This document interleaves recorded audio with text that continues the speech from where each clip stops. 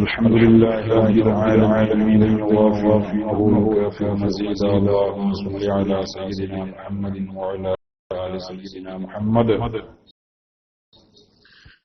أوصل اللهم ثواب قراءتنا وبركة دعائنا هدية إلى حضرة النبي المصطفى محمد صلى الله عليه وسلم وإلى حضرات أزواجه وأصحابه وأولاده وعترته وأهل بيته رضوان الله تعالى أجمعين.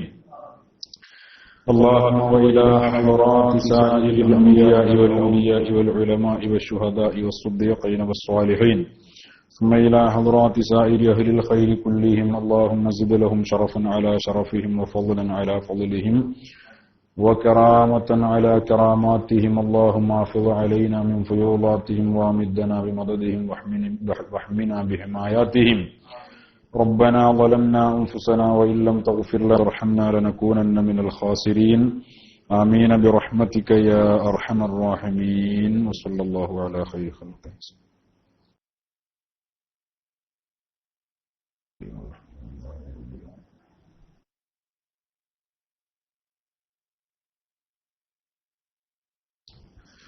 أعوذ بالله من الشيطان الرجيم. بسم الله الرحمن الرحيم. الحمد لله رب العالمين. اللهم صل على سيدنا محمد وعلى آل سيدنا محمد. رب اشرح لي صدري ويسر لي أمري واحلل عقدة من لساني يفقه قولي. إن أريد إلا الإصلاح ما استطعت وما توفيقي إلا بالله عليه توكلت وإليه أنيب. അല്ലാഹു സുബ്ഹാനഹു വ തആല നമ്മുടെ ഈ മജ്ലിസ് നമ്മിൽ നിന്ന് കബൂൽ ചെയ്യട്ടെ. ദുആക്ക് ഇജാബത്തുള്ള അല്ലാഹു തൃപ്തിപ്പെട്ട മജ്ലിസായി അല്ലാഹു ഇതിനെ സ്വീകരിക്കട്ടെ. നാഫിആയ ഇൽമും ഈമാനും തഖ്വയും അല്ലാഹു തആല നമുക്കും അഹ്ലുകാർക്കും വർദ്ധിപ്പിച്ചു തരട്ടെ. മയ്യത്ത് കഫൻ ചെയ്യുന്നതാണ് ഇന്ന് നമ്മുടെ വിഷയം. തുടക്കം കഫൻ ചെയ്യലും ശേഷം നിസ്കരിക്കലും.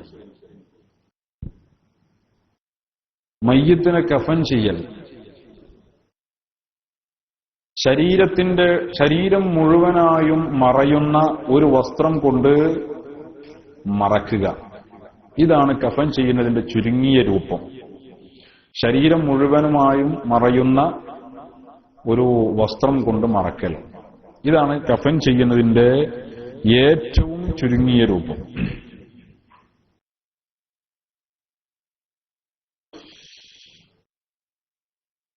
പൂർണ്ണമായ രൂപം പുരുഷനാണെങ്കിൽ 3 തുണി. ശരീരം മുഴുവനും മറയുന്ന രീതിയിലുള്ള 3 തുണി പുരുഷനാണെങ്കിൽ. സ്ത്രീയാണെങ്കിൽ ഒരു ഇസാറ്, ഒരു ഖമീസ്, ഒരു ഇമാറ്, 2 കഫൻ പുടയും. പുരുഷനാണെങ്കിൽ 3 കഫൻ പുട, സ്ത്രീ വേറൊന്നും വേണ്ട. സ്ത്രീയാണെങ്കിൽ ഒരു ഹിമാറ്. ഹിമാർ എന്ന് പറഞ്ഞാൽ മുഖമക്കന. ഇപ്പൊ സാധാരണ നമ്മൾ നിസ്കാര കുപ്പായത്തിനൊക്കെ ഉപയോഗിക്കുന്ന മക്കനെയാണ് സാധാരണ ഉപയോഗിക്കുന്നത്, അല്ലേ? ഹിമാർ, മക്കന. പിന്നെ ഒരു ഇസാറ്. ഇസാറ് എന്ന് പറഞ്ഞാൽ നമ്മൾ തുണി ഉടുക്കുന്നത് പോലെ, നമ്മൾ തുണി എടുക്കുന്നതാണ് ഇസാറ്. അതുപോലെ അവരുടെ അരയുടെ ഭാഗത്ത് മുതൽ താഴോട്ടുള്ള ഒരു ഇസാറ്, അരയുടുപ്പ്. മലയാളത്തിൽ അരയുടുപ്പ് എന്ന് പറയും. നമ്മളെ തുണി ഉടുക്കുന്നത് പോലെ. പിന്നെ ഒരു ഖമീസ്. ഖമീസ് അവരുടെ നിസ്കാര കുപ്പായം തന്നെയാണ് അതിന് ഉപയോഗിക്കാറുള്ളത്. പിന്നെ 2 കഫൻ പുടയും, 2 തുണി. മനസ്സിലായല്ലോ? സ്ത്രീകളാണെങ്കിൽ ഇതാണ് കഫൻ ചെയ്യുന്നതിന്റെ ഉപയോഗിക്കുന്ന വസ്ത്രങ്ങളുടെ രീതി. പുരുഷനാണെങ്കിൽ 3 തുണി കഫംപുട, സ്ത്രീയാണെങ്കിൽ 2 കഫംപുട, ഒരു ഹിമാർ മുഖമക്കന, ഒരു ഇസാറ് അരയുടുപ്പ്, ഒരു ഖമീസ്.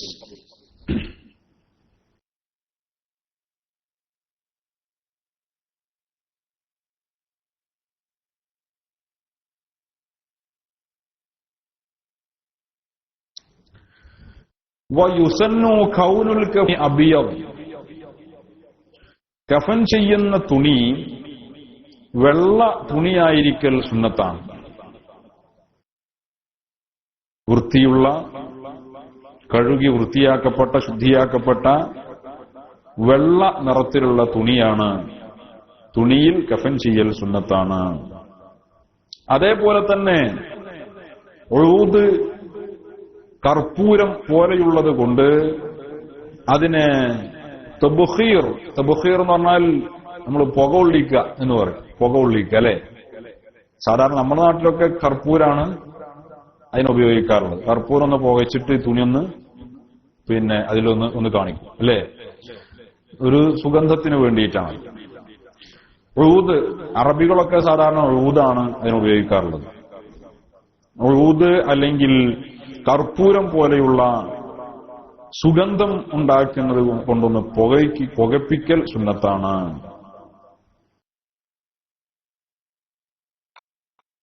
എങ്ങനെയാണ് കഫൻ ചെയ്യേണ്ട രൂപം? കഫൻ ചെയ്യേണ്ട രൂപം അയ്യൂള അൽ മയ്യിത്തു, മയ്യിത്ത് വെക്കപ്പെടണം. ബഅദ തുഹ്രിഹി ഫൗഖൽ കഫിനി, മയ്യിത്തിനെ കുളിപ്പിച്ച് വൃത്തിയാക്കി ശുദ്ധിയാക്കിയതിന്റെ ശേഷം കഫൻ കുടയിൽ മയ്യിത്തിനെ വെക്കുക, കിടത്തുക. എന്നിട്ട് മയ്യിത്തിന്റെ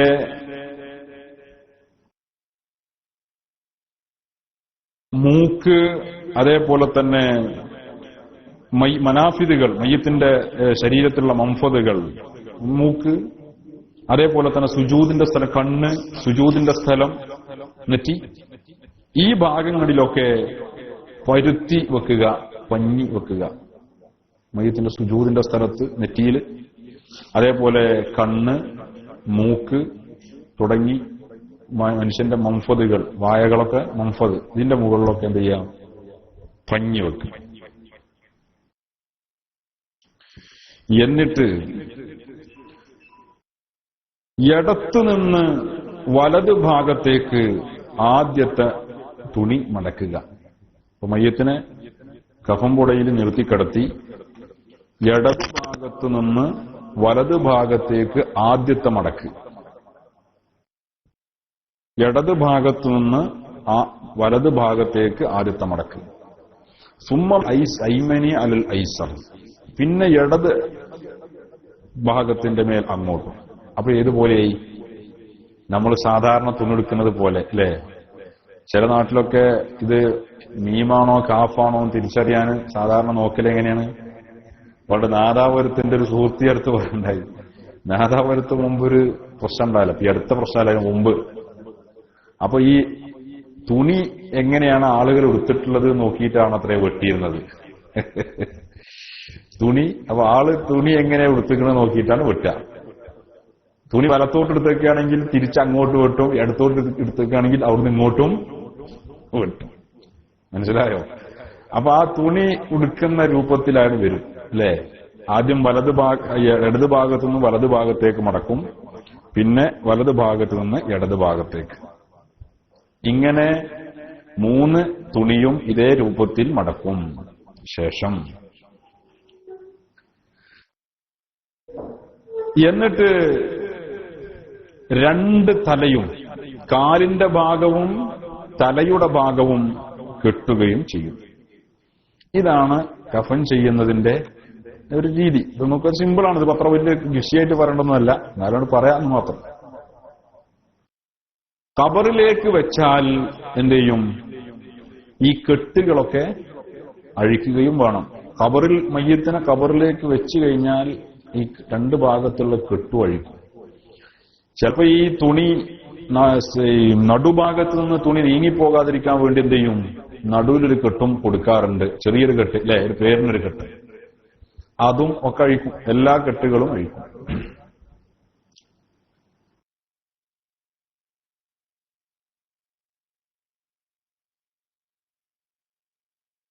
മയ്യത്തിനെ കഫൻ ചെയ്യുന്ന തുണിയിൽ ഖുർആനിലെ ആയത്തുകൾ, അതുപോലെ തന്നെ അള്ളാഹുവിന്റെ അസ്മാഉകൾ, ഇതൊന്നും എഴുതാൻ പാടില്ല. അത് തെറ്റാണ്. മയ്യത്തിന്റെ കഫൻ ചെയ്യുന്ന കഫംപുടയിൽ ഖുർആനിലെ ആയത്തുകൾ, അതേപോലെ അള്ളാഹുവിന്റെ അസ്മാഉകൾ ഇതൊന്നും എഴുതാൻ പാടില്ല. അത് ഹറാമാണ്. അതൊന്നും ചെയ്യാൻ പാടില്ല. ഷഹീദായി മരിച്ച ഷഹീദാണെങ്കിൽ അയാളെ കഫൻ ചെയ്യേണ്ടത് അയാൾ ധരിച്ച ആ വസ്ത്രം തന്നെ. മനസ്സിലായോ? അയാൾ ധരിച്ച ആ വസ്ത്രത്തിൽ തന്നെ. അതെന്താ? ആ രക്തം ഉണ്ടാവും അതില്, അല്ലേ? അവിടെ രക്തം നജസാണോ ആയാതി മസലൊന്നും തെരഞ്ഞു പോകാൻ നിൽക്കണ്ട. ഷഹീദായി മരിച്ച ആളുടെ രക്തമൊക്കെ അതൊക്കെ പിന്നെ അതിന്റെയൊക്കെ വലുപ്പവും അതിന്റെയൊക്കെ ഫലവും മഹ്ശറിൽ വന്നാലേ അറിയുള്ളൂ. ഷഹീദായി മരിച്ച ആളുകൾ മഹ്ശറിൽ വരലെന്നെങ്ങനെ? രക്തം ഒലിപ്പിച്ചുകൊണ്ടാണ്. ഷഹീദായി മരിക്കുക എന്ന് പറഞ്ഞാൽ ബോംബ് പൊട്ടിത്തെറിച്ച് മരിക്കലല്ല, അതിന് ആത്മഹത്യ എന്നാ പറയാ. ജിഹാദ് ഷഹീദായി മരിക്കുക എന്ന് പറഞ്ഞാൽ, ഷഹീദായി മരിക്കലെപ്പോഴാ?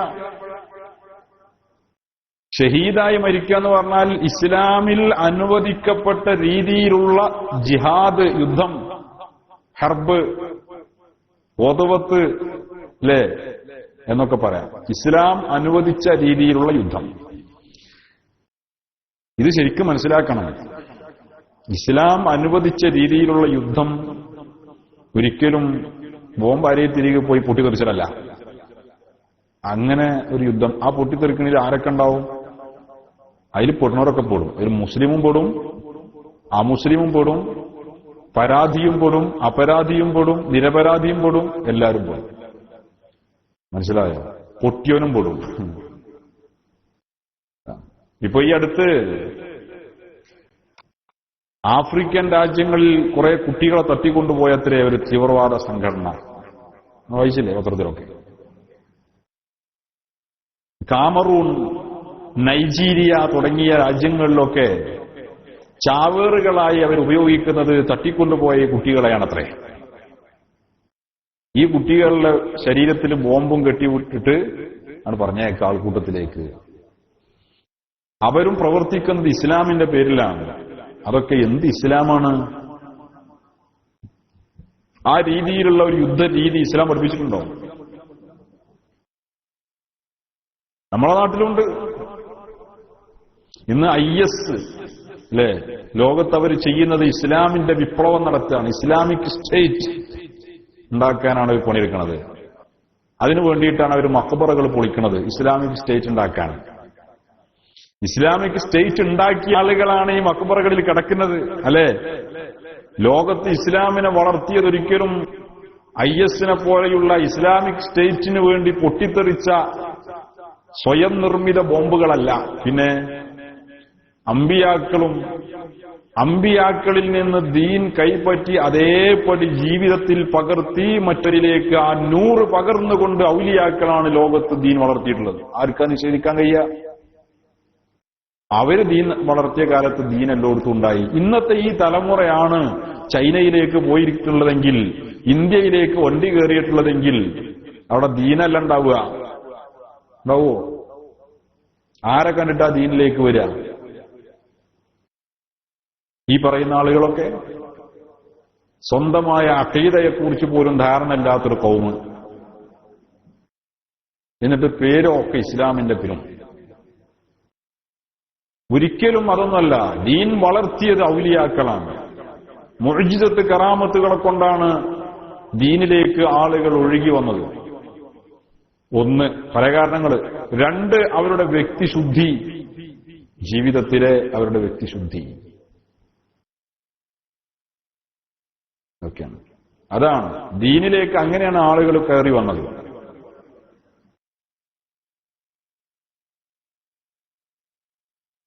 കേരളത്തിങ്കൽ മുസൽമാന്മാർ പശ്ചിമാപാരങ്ങളിൽ നിന്നു വൻകടൽ ചീറും തിരകൾ കടന്നോ ഹിമാലയ മേറിയോ വന്നവരേറെയില്ല. കുമാരനാശാൻ അല്ലേ? എത്രയോ ദൂരം വഴി തെറ്റി നിൽക്കണ്ടൊരേഴച്ചറൂമൻ പോയി തൊപ്പിയിട്ടാൽ ചിത്രം അവനെത്തി ചാരത്തടുത്തിടാം തെല്ലും ഭയക്കേണ്ട തമ്പുരാരെ. നിലവിലുണ്ടായിരുന്ന സംസ്കൃതിയിൽ മനം മടുത്ത് പൊറുതിമുട്ടിയൊരു ജനത മാനുഷിക ബോധത്തിന്റെ ജീവിക്കുന്ന ഉദാഹരണങ്ങളായ മഹാന്മാരായ അല്ലാഹുവിന്റെ ഔലിയാക്കളായ മുത്തുനബിയിൽ നിന്ന് ദീൻ പഠിച്ച് മനസ്സിലാക്കിയ മഹത്തുക്കളെ കണ്ണുകൊണ്ട് കണ്ടു. അവരുടെ കണ്ണിൽ നിന്ന് ഇവരുടെ ഹൃദയത്തിലേക്ക് പകർന്ന നൂറുകൊണ്ട് അവർ ഇസ്ലാമിലേക്ക് ഒഴുകി. അല്ലാതെ ഹിമാലയം കടന്നു വന്നതൊന്നുമല്ല, ആളുകൾ ഒഴുകിയത് തന്നെയാണ്. ആളുകൾ ഇസ്ലാമിലേക്കാണ് വന്നതാണ്. എന്തുകൊണ്ടിട്ട്? ഇസ്ലാമിന്റെ പേരിൽ അമുസ്ലിമീങ്ങളോട് ഇന്ത്യ രാജ്യത്ത് ഒരു യുദ്ധം നടന്നിട്ടുണ്ടോ? ഇസ്ലാമിൽ നിലനിർത്താൻ വേണ്ടി പൂർവികർ ഇല്ല. പല കാരണങ്ങൾ കൊണ്ട്, അവരുടെ കറാമത്തുകൾ കൊണ്ട്, അവരുടെ വ്യക്തിപ്രഭാവം കൊണ്ടൊക്കെയാണ് ഇസ്ലാം വളർന്നത്. ഔലിയാക്കളാണ് ഇസ്ലാം വളർത്തിയത്. ഈ പറയുന്ന ആളുകൾക്കൊന്നും അതിനൊന്നും കഴിയില്ല. ഇത് യാഥാർത്ഥ്യ ലോകത്തിലുള്ള സംഭവം അതല്ലേ. മാലിദ്വീപ് അല്ലെ, മാലിദ്വീപ് എന്ന് മുഴുവൻ മുസ്ലിമീങ്ങളാണ്. മാലിദ്വീപ് ഒരു കാലത്ത് ഇസ്ലാമിന്റെ ഒരു ചലനം പോലും ഇല്ലാതിരുന്ന ബഹുദൈവാരാധകർ ജീവിച്ച ഒരു ദ്വീപാണ് മാലിദ്വീപ്. ഇന്ന് മാലിദ്വീപ് ഒരു മുസ്ലിം കേന്ദ്രമായി മാറി. ഒരു മഹാൻ മാലിദ്വീപിലേക്ക് കടന്നു ചെന്നതാ കാരണം. ദ്വീപുകളും ലക്ഷദ്വീപിലേക്ക് അവസ്ഥ എന്താ? അന്തമാൻ ദ്വീപ്, എല്ലാ സ്ഥലങ്ങളിലും അവരുടെയൊക്കെ മക്ബറുകൾ അതാത് സ്ഥലങ്ങളിൽ നിന്നും നിലനിൽക്കുന്നുണ്ട്. കേരളത്തിലേക്ക് വന്ന ആളുകളുടെ, നമ്മൾ കേരളത്തിൽ ഒരുപാട് മക്ബറുകളുണ്ട്. എന്താ ആ മക്ബറകളൊക്കെ വെറുതെ പഠിച്ചുണ്ടാക്കിയതല്ല. ഒരു കാലഘട്ടത്തിൽ മുസ്ലിമീങ്ങൾക്കും അമുസ്ലിമീങ്ങൾക്കും ആശ്രയമായി ഒരുപാട് ആളുകൾക്ക് ആത്മീയ വെളിച്ചം നൽകുകയും അതുവഴി ഇസ്ലാമിനെ പുഷ്ടിപ്പെടുത്തുകയും ചെയ്ത ആളുകളുടെ മക്ബറകളാണെന്ന് കേരളത്തിൽ അങ്ങോളം ഇങ്ങോളം കാണുന്നത് മുഴുവൻ. നോക്കി എല്ലാ സ്ഥലത്തും അങ്ങനെ. ആ മക്ബറ പൊളിച്ചിട്ടാണ് ആധുനിക ഇസ്ലാമിക് സ്റ്റേറ്റിന്റെ വക്താക്കൾ ഇസ്ലാമിനെ ഉണ്ടാക്കാൻ ശ്രമിക്കുന്നത്. അതെങ്ങനെ ഇസ്ലാമാകുക? മുസ്ലിമീങ്ങളെ കൊല്ല, കുട്ടികളെ കൊല്ല. യുദ്ധത്തിന് റസൂലുള്ളാഹി തങ്ങൾ പറഞ്ഞ ചില മാനദണ്ഡങ്ങളുണ്ട്. യുദ്ധത്തിന് പോകുമ്പോൾ കർശനമായും തങ്ങൾ ഉപദേശം കൊടുത്തിരുന്നത് എന്താ? കുട്ടികളെ കൊല്ലരുത്, വൃദ്ധരെ കൊല്ലരുത്, സ്ത്രീകളെ ആക്രമിക്കരുത്, കൃഷി നശിപ്പിക്കരുത്, മൃഗങ്ങളെ ആക്രമിക്കരുത്, ഒരാൾ നിങ്ങളുടെ മുമ്പിൽ രാജ്യം സമ്മതിച്ചാൽ അതിന്റെ ശേഷം അയാളെ കൊല്ലരുത്. ഇതൊക്കെയാണ് അള്ളാന്റെ റസൂൽ പഠിപ്പിച്ച യുദ്ധതന്ത്രം. നബി സല്ലല്ലാഹു അലൈഹി വസല്ലമ തങ്ങൾ യുദ്ധത്തിന് പ്രേരിച്ചു. യുദ്ധം ചെയ്തിട്ടുണ്ടല്ലോ, ഒരുപാട് യുദ്ധങ്ങൾ ഉണ്ടായിട്ടുണ്ടല്ലോ. ബദർ നടന്നിട്ടില്ലേ? ഉഹദ് നടന്നിട്ടില്ലേ? റസൂലുള്ളാഹി തങ്ങളുടെ മുൻപല്ല് പൊട്ടിയിട്ടില്ലേ? റസൂലുള്ളാഹി തങ്ങളുടെ ഉഹദ് യുദ്ധത്തിൽ തങ്ങളുടെ മുൻപല്ല് പൊട്ടിയ കഥ പറഞ്ഞ് ആധുനിക യുവതയെ രക്തം തിളപ്പിച്ച് ജിഹാദിന്റെ വഴി എന്ന് പറഞ്ഞ് അക്രമത്തിലേക്ക്, ക്രിമിനലിസത്തിലേക്ക് ആളുകളെ കൂട്ടുകയാണ് ആധുനിക ഇസ്ലാമിക് പണ്ഡിറ്റുകൾ, സ്വയം അവകാശ പണ്ഡിറ്റുകൾ. പഴയകാലത്ത് ആളുകളെടുത്ത് കേട്ടിട്ട് അങ്ങനെ എഴുതിയിരുന്നത് എനിക്ക് ഓർമ്മയുണ്ട്. 5ാം ക്ലാസ്സിൽ പഠിക്കുന്ന സമയത്ത് ഉഹദ് യുദ്ധത്തിന്റെ ചരിത്രം പറയുന്നുണ്ട് 5ാം ക്ലാസ്സിലെ താരീഖില്. അന്ന് ഞാൻ 5ാം ക്ലാസ്സിലല്ല, എന്റെ ജ്യേഷ്ഠൻ 5ാം ക്ലാസ്സിൽ പഠിക്കുന്ന കാലം. ഞങ്ങളന്ന് 3ാം ക്ലാസ്സിലാ. അപ്പോ ജ്യേഷ്ഠൻ ഇങ്ങനെ ഈ പാഠം വായിക്കും.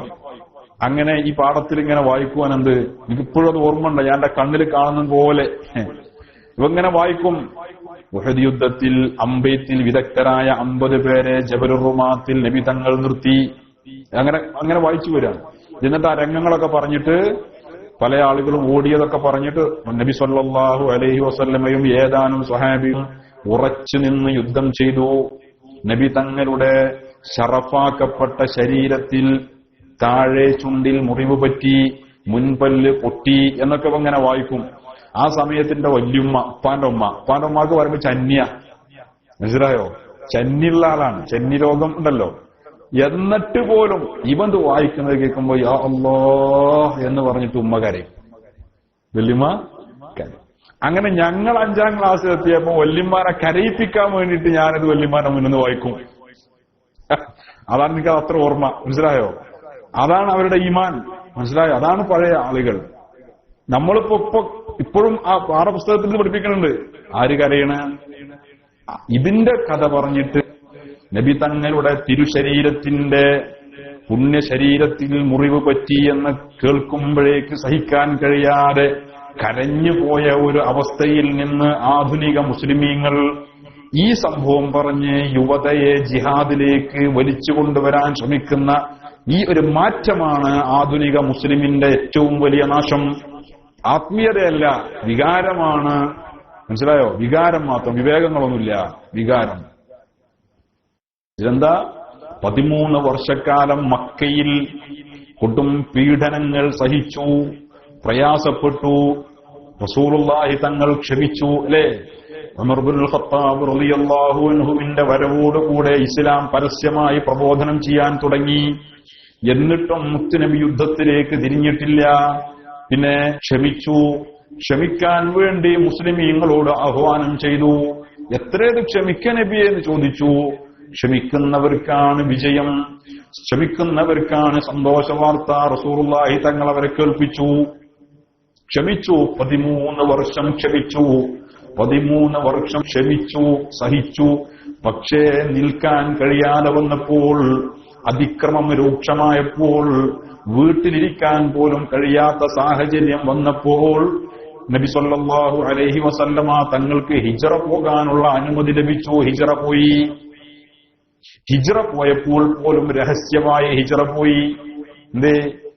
അവർക്ക് ഹിജ്റ പോകുമ്പോ ഒരു വിപ്ലവം ഉണ്ടാക്കി നശിപ്പിച്ചു പോയിക്കൂടായിരുന്നോ? രഹസ്യമായി ഹിജ്റ പോയി, പാതിരാവിന്റെ മറവിൽ. അതൊക്കെ ചണ്ഡീകരണമല്ല, അതൊന്നും ഭയമല്ല, ഭീരുത്വമല്ല, അതൊക്കെ ബുദ്ധിയുള്ളവന്റെ ലക്ഷണമാണ്. ഇത് നിലനിൽക്കണം. ആത്മഹത്യാപരമായ എടുത്തുചാട്ടങ്ങളെ കൊണ്ട് ലക്ഷ്യങ്ങൾ കരസ്ഥമാക്കാൻ കഴിയില്ല എന്ന വിവേകമുള്ളവന്റെ തിരിച്ചറിവ്. മനസ്സിലായോ? അതാണ് സ്വഹാബികളുടെ മാതൃക. വളരെ പ്രയാസപ്പെട്ടു. ഉമർ റളിയല്ലാഹു അൻഹുവിനെ പോലുള്ള അപൂർവം ചിലരല്ലാത്തവർ മുഴുവൻ അതീവ രഹസ്യമായി ഹിജ്റ പോയി, നബി തങ്ങൾ പോലും, അല്ലെ? എന്നിട്ട് മദീനയിൽ ചെന്നു. രാഷ്ട്രം, ഇസ്ലാമിന്റെ ഒരു ഭരണ സംവിധാനം നിലവിൽ വന്നു. ഇസ്ലാമിന്റെ ഭരണ സംവിധാനം നിലവിൽ വന്നപ്പോഴും സ്വഹാബികളെ വിളിച്ചുകൂട്ടി, മക്കക്കാര് നമ്മളെ വല്ലാതെ പ്രയാസപ്പെടുത്തിയവരാണ്, അതുകൊണ്ട് നമുക്ക് മക്കയിലേക്ക് ഒരു പട നയിക്കണം എന്ന് റസൂലുള്ളാഹി തങ്ങൾ ഒരാളോടും ആഹ്വാനം ചെയ്തില്ല. മറിച്ച് മക്ക മുശ്രിക്കുകൾ അവിടെയും അവർക്ക് പൊറുതി കൊടുക്കാതെ വന്നപ്പോൾ, ബദർ യുദ്ധം ഉണ്ടായത് മക്കയിലല്ല, ബദർ മദീനയിലാണ്, അല്ലെ? മദീനയുടെ അടുത്ത സ്ഥലമാണ് ബദർ, മക്കയിലല്ല. മക്കയിൽ നിന്നും ബദറിലേക്ക്, മദീനയിലേക്ക് അങ്ങോട്ട് ചെന്നപ്പോൾ പ്രതിരോധിക്കുകയാണ് ചെയ്തത്. ഇവിടെ നിന്ന് എല്ലാം സഹിച്ച് ക്ഷമിച്ചിട്ടെറിഞ്ഞു പോയിട്ടും നിൽക്കുന്ന സ്ഥലത്തും അവർക്ക് പൊറുതി കൊടുക്കാതെ വന്നപ്പോൾ അപ്പോഴാ പ്രതിരോധം. ഉഹദോ, മദീനയിലെ പരിസരം, ഉഹദും അങ്ങനെ തന്നെ. അതാണ് ഖന്തഖും മദീനയുടെ പരിസരം. മക്കയുടെ പരിസരത്ത് നടന്ന യുദ്ധേത. ഇവിടെ ഇങ്ങോട്ട് വന്നിട്ടൊരു യുദ്ധം നടത്തിയിട്ടുണ്ടോ? ഇങ്ങോട്ട് വന്നിട്ടുണ്ടോ ഉംറ ചെയ്യാൻ? അതും സന്ധി ചെയ്ത് പിരിഞ്ഞു. അതാണ് നബി സല്ലല്ലാഹു അലൈഹി വസല്ലമയുടെ മാതൃക. ഇതൊക്കെ മറച്ചു വെച്ചിട്ട് ബദറിന്റെയും ഉഹദിന്റെയും കഥ പറഞ്ഞ് വിഡ്ഢികളായ ഒരു പറ്റം യുവാക്കളെ ക്രിമിനലിസം വളർത്തിയെടുക്കുക, മുസ്ലിമീങ്ങൾക്ക് ചീത്തപ്പേരുണ്ടാക്കുക. അതാണ് ഇന്ന് IS എല്ലാ എസും ചെയ്തുകൊണ്ടിരിക്കുന്നത്. അതിലൊക്കെ പോയിട്ട് പൊട്ടിത്തെറിച്ചിട്ടോ ഷഹീദാണെന്ന് പറഞ്ഞിട്ട് ഓൻ ആ കുപ്പായത്തോടുകൂടെ മറവ് ചെയ്യാൻ നിൽക്കണ്ട. മനസ്സിലായോ? അതൊന്നുമല്ല ഷഹീദ്. ഷഹീദ് എന്ന് പറഞ്ഞാൽ ഇതാണ്. അപ്പൊ ഷഹീദായ ആളെയാണെങ്കിൽ മറവ് ചെയ്യേണ്ടത് അയാളുടെ വസ്ത്രത്തിൽ തന്നെയാണ്. ബഹുമാനപ്പെട്ട സ്വഹാബികൾ, മഹാന്മാരായ സ്വഹാബികളൊക്കെ മഹ്ശറിൽ രക്തൊലിപ്പിച്ചുകൊണ്ടാ വരിക. അതിനൊരു ഇസ്സത്തല്ലേ, അല്ലെ? രക്തൊലിപ്പിച്ചിങ്ങനെ നിൽക്കുകയാണ് അവര് മഹ്ശറിൽ. എന്തിന്? എന്ത് രക്തം?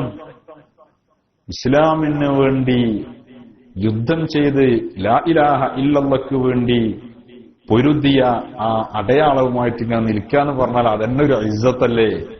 ഇവിടുന്ന് ഇങ്ങനെ തോന്നും, എന്നാലും അയാൾ ഇത്ര ചെറുപ്പത്തിന് മരിച്ചു പോയല്ലോ എന്നൊക്കെ, അല്ലേ? പക്ഷെ അത് ഇസ്സത്താണ്. അതാണ് അവർക്ക് പ്രത്യേക പരിഗണന ഉണ്ടാവും. അതൊരു അടയാളം തന്നെയല്ലേ? അപ്പൊ അവരെ ആ വസ്ത്രത്തിൽ തന്നെയാണ് കഫൻ ചെയ്യേണ്ടത്. ഇതാണ് കഫൻ ചെയ്യുന്നതിന്റെ ചുരുങ്ങിയ രൂപം. ഇനി മയ്യത്ത് നിസ്കാരം, സ്വലാത്തുൽ ജനാസ, അസ്സലാത്തു അലൽ മയ്യിത്ത് എന്നൊക്കെ പറയാം. മയ്യത്തിന്റെ മേലുള്ള നിസ്കാരം. മയ്യത്ത് നിസ്കാരം അറിയാത്ത ആളുകൾ ഇന്നുണ്ട്. മയ്യത്ത് നിസ്കരിക്കൽ എങ്ങനെയെന്ന് 4 തക്ബീറാണ് എന്നറിയാം. മയ്യത്ത് നിസ്കാരങ്ങളിലൊക്കെ ഇമാമ് തക്ബീർ കെട്ടി ഫാത്തിഹയ്ക്ക് ശേഷം 2ാമത്തെ തക്ബീർ കെട്ടുമ്പോൾ അറിയാതെ റുക്കൂഇലേക്ക് പോകുന്ന ചില ആളുകളെയും കാണാം. കേട്ടില്ലേ? റുക്കൂയിലേക്ക് പഴിച്ചിട്ട് പോവാണ്. മനസ്സിലായില്ലേ? അങ്ങനത്തെ ഒരു ബോധമില്ല. എന്നാ ഭയങ്കര വിവരമുള്ള ആൾക്കാരാണ് എല്ലാവരും. മയ്യത്ത് നിസ്കാരത്തിന് സ്വലാത്തിൽ മയ്യത്തി സിത്തത്തു ശുറൂത്തിൻ 6 ഷർത്തുകൾ, 6 ശുറൂത്തുകൾ, നിബന്ധനകൾ പാലിക്കണം. 1 ത്വഹാറത്തുൽ മുസല്ലി അനിൽ ഹദസൈനി, നിസ്കരിക്കുന്ന ആള് ചെറിയ അശുദ്ധിയിൽ നിന്നും വലിയ അശുദ്ധിയിൽ നിന്നും ശുദ്ധിയായിരിക്കണം. വുളു ചെയ്തിരിക്കണം, അല്ലെങ്കിൽ കുളി, വലിയ ശുദ്ധിയാണെങ്കിൽ കുളിച്ച് ശുദ്ധിയായിരിക്കണം. 2ാമത്തത് ത്വഹാറത്തുഹു അനിൻ നജാസ, നജസുകളെ തൊട്ടവൻ ശുദ്ധിയാവണം. 3ാമത്തെ ഷർത്ത് അവന്റെ ഔറത്ത് മറക്കണം.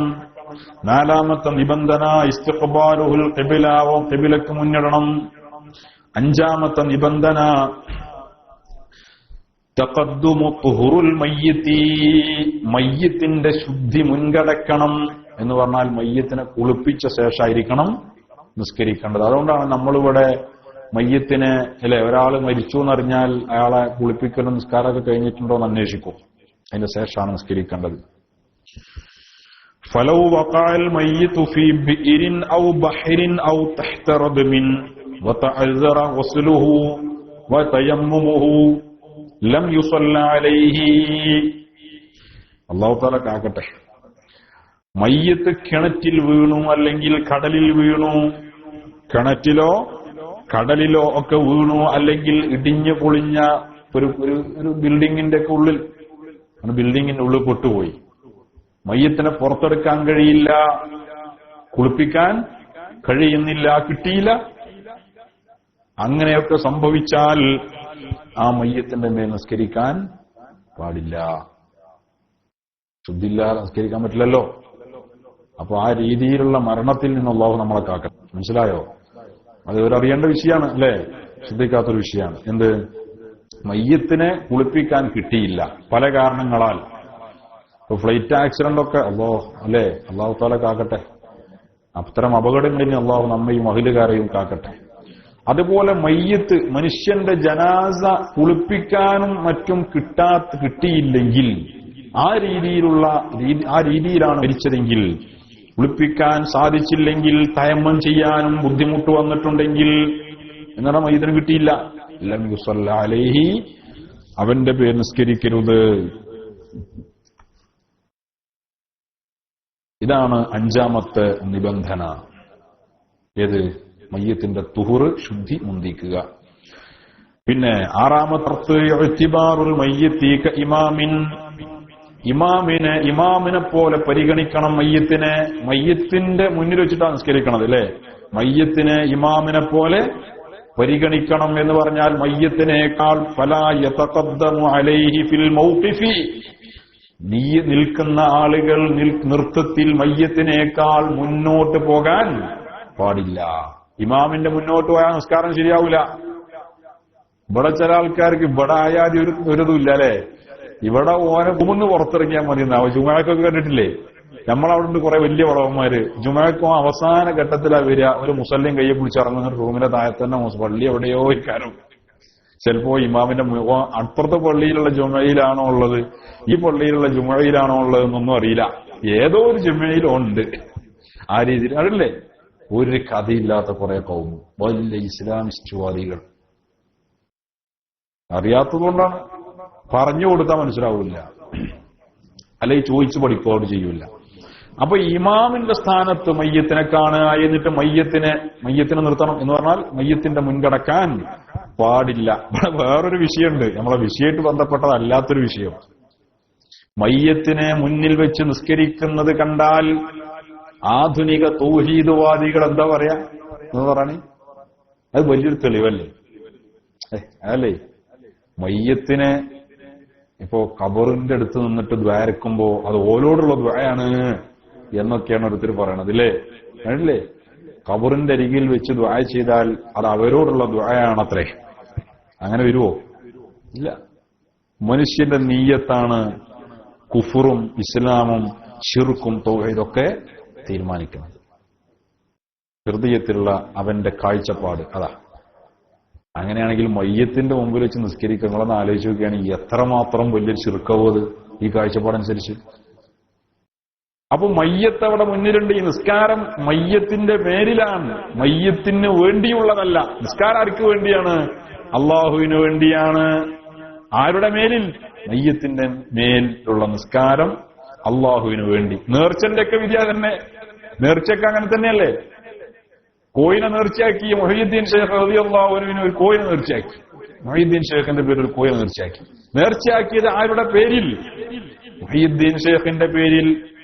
അറുക്കുന്നതോ ബിസ്മി മുഹയ്യിദ്ദീൻ ആണോ?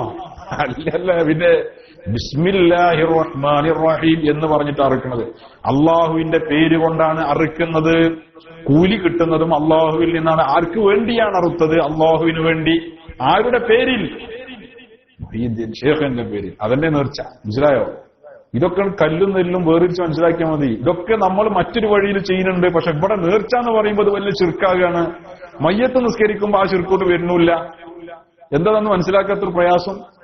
മയ്യത്ത് നിസ്കരിക്കുന്നത് മയ്യത്തിന്റെ പേരിലാണ്, മേലിലാണ് നിസ്കരിക്കുന്നത്. ആർക്കു വേണ്ടി? അള്ളാഹുവിന് വേണ്ടി. അല്ലേ? മുസല്ലി ഫർള സ്വലാത്തുൽ ജനാസത്തി അലാ ഹാദൽ മയ്യത്തി ലില്ലാഹി തആലാന. ഞാൻ മയ്യത്ത് നിസ്കാരം ഈ മയ്യത്തിന്റെ മേൽ ഞാൻ നിസ്കരിക്കുന്നു അള്ളാഹുവിന് വേണ്ടി. അതന്നെയാണ് മുഹയ്യിദ്ദീൻ ഷേഖിന്റെ പേരിൽ നേർച്ചയാക്കുമ്പോൾ ഉണ്ടാകുന്നത്. നേർച്ചയാക്കുന്നത് മുഹയ്യിദ്ദീൻ ഷേഖിന്റെ പേരിലാണ്. മമ്പർദ് തങ്ങൾ പാപ്പാന്റെ പേരിലാണ് നേർച്ചയാക്കുന്നത്. എന്ത്? അവരുടെ പേരിൽ നേർച്ചയാക്കുക എന്ന് പറഞ്ഞാൽ ഇത് അറുത്തുകൊണ്ട് അവരുടെ മേൽ സ്വതക്ക ചെയ്യുക, അതാണുള്ള ഉദ്ദേശം. മനസ്സിലായോ? ഒന്നുകിൽ അങ്ങനെ,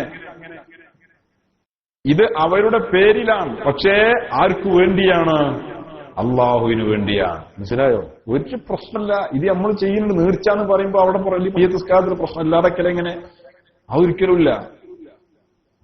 ഏത് കാര്യവും അങ്ങനെ തന്നെയാണ്. അത് കാര്യങ്ങളെ വിശാലമായി ചിന്തിക്കാത്തോണ്ടുള്ള കുഴപ്പമാണ്. അതാണ്. അപ്പൊ 6 റൂത്തുകളാണ്, നിബന്ധനകളാണ് ജനാസ സംസ്കാരത്തിനുള്ളത്. ഇനി വതുക്റഹു സ്വലാത്തു ഖബ്ല തക്ഫീനി, മയ്യിത്തിനെ കഫൻ ചെയ്യുന്നതിന്റെ മുമ്പ് നിസ്കരിക്കൽ കറാഹത്താണ്. മയ്യിത്തിനെ കഫൻ ചെയ്യുന്നതിന് മുമ്പ് നിസ്കരിക്കൽ കറാഹത്താണ്. വയജിബു തഖദ്ദുമുഹാ അല ദഫ്നി, ദഫ്നിനേക്കാൾ മുന്തിക്കൽ നിർബന്ധവുമാണ്. കഫനിനേക്കാൾ മുന്തിക്കൽ കറാഹത്ത് എന്ന് പറയും.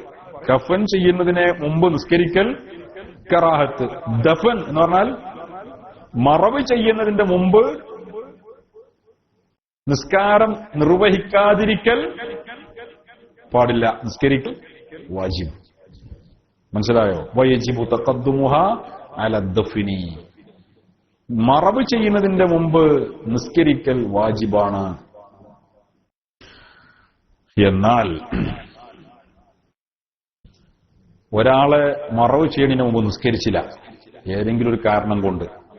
ഉദാഹരണം പറയാം. കുറെ മീങ്ങൾ മാത്രമുള്ള ഒരു സ്ഥലത്ത്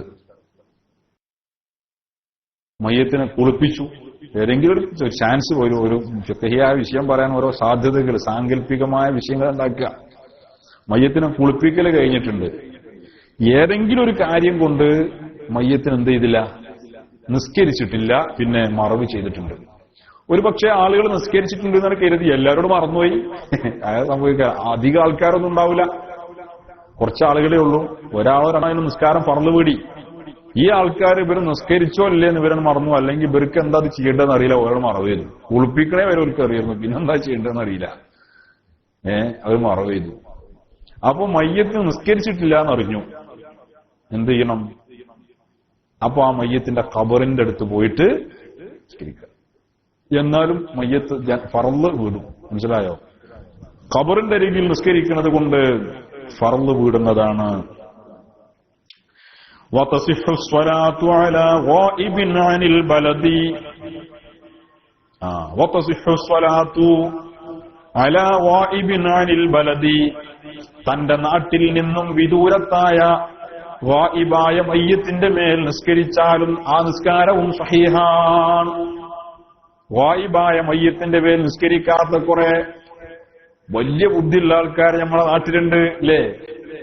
എന്ത് നമ്മളെ വഹാബികൾക്കൊക്കെ ഭയങ്കര പ്രശ്ന ഗായിബായ മയ്യത്തിന് നിസ്കരിക്കണം. അവിടെ ഓർക്ക് തൗഹീദ് നേരെ തിരിയാണ്. മയ്യത്ത് മുന്നിൽ വെച്ച് നിസ്കരിക്കുന്നത് ഓർക്ക് എന്താണ് കുഴപ്പമില്ല. മയ്യത്ത് മുന്നിൽ വെക്കാതെ നിസ്കരിച്ചാൽ അതൊർക്ക് തെറ്റുമാണ്. മനസ്സിലാകേണ്ട കേൾക്ക്. ഇതൊക്കെ ഒരു അവസരവാദങ്ങളാണ്. എന്നാൽ സൗദി അറേബ്യയിൽ ഒരു രാജാവ് മരിച്ചാൽ അവിടെ പള്ളിയിൽ നിസ്കരിക്കാൻ പറഞ്ഞാൽ അവിടെ നമ്മളെ ഓരോരുത്തർക്ക് പറ്റും ചെയ്യും. അതെങ്ങനെ? ഇതൊക്കെ ഇരട്ടത്താപ്പാണ്. ഇത് പറയുമ്പോൾ പറയേണ്ടി വരികയാണ്. ഇതൊക്കെ ഇരട്ടത്താപ്പാണ്. നമ്മളിവിടെ ഒരു വായിബായ മയ്യിത്ത് നിസ്കാരം വെച്ചാൽ വായിബായ മയ്യിത്ത് നിസ്കരിച്ചാണ് ദീനെന്താ തെളിവെന്നൊക്കെ ചോദിച്ചിട്ട് ഭയങ്കര വിപ്ലവം ഉണ്ടാക്കും. എന്നാൽ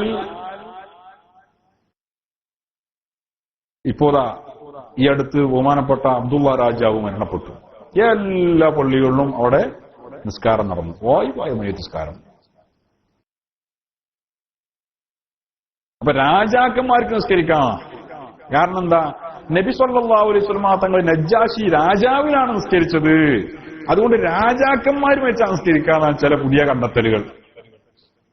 എന്താ ചെയ്യ?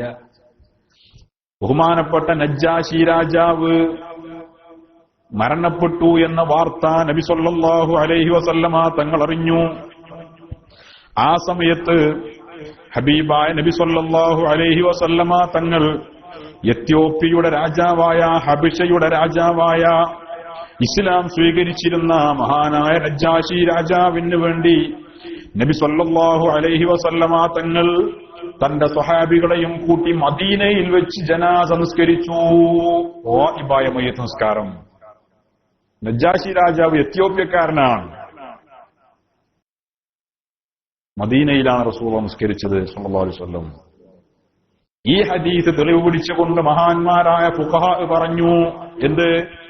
വതസിഹു സ്വലാത്തു അലാ ഗായിബിൻ അനിൽ ബലദി. തന്റെ നാട്ടിൽ നിന്നും വിദൂരത്തായ ഗായിബായ മയ്യത്തിന് വേണ്ടി ഗായിബായ ജനാസ നിസ്കാരം സഹീഹാണ് എന്ന് ഈ ഹദീസ് മുന്നിൽ വെച്ചുകൊണ്ട് മഹാന്മാരായ ഫുഖഹാ പറഞ്ഞു. അവിടെ നിന്നാ മതി.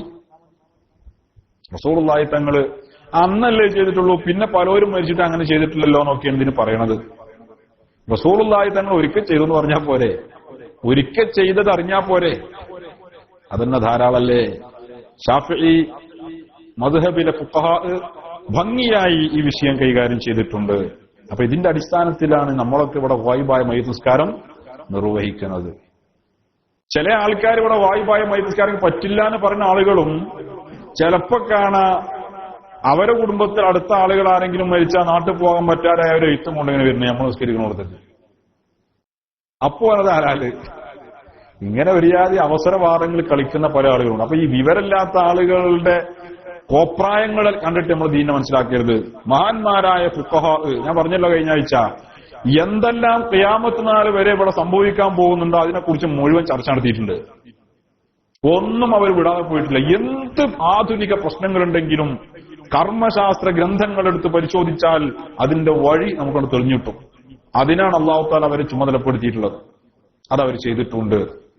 അല്ലാഹു തആല അവരുടെ ഹക്ക് കൊണ്ട് നമുക്ക് നാഫിയായ ഇൽമ തരട്ടെ. നബി സല്ലല്ലാഹു അലൈഹി വസല്ലമ തങ്ങൾ നജ്ജാശി രാജാവിന് വേണ്ടി മയ്യത്ത് നിസ്കരിച്ചിട്ടുണ്ട്. അതുകൊണ്ട് ഗായിബായ മയ്യത്ത് നിസ്കാരം സ്വഹീഹാണ്, സ്വഹീഹാകുന്നതാണ്. ഇനി ബഹുമാനപ്പെട്ട ഇമാം ബുഖാരിയും ഇമാം മുസ്ലിം റഹിമഹുമുല്ലാ അവർ ഈ ഹദീസ് റിപ്പോർട്ട് ചെയ്തിട്ടുണ്ട്. ഇനി മയ്യത്ത് നിസ്കാരത്തിന്റെ അർക്കാനുകൾ, ഫർളുകൾ, 7 റുക്നുകളാണ് മയ്യത്ത് നിസ്കാരത്തിനുള്ളത്. 7 റുക്നുകൾ, 7 ഫർളുകൾ. ഒന്ന് നിയ്യത്ത്. സാധാരണ എല്ലാ കർമ്മങ്ങൾക്കും നമ്മൾ പറയുന്നത് പോലെ തന്നെ നിയ്യത്ത്.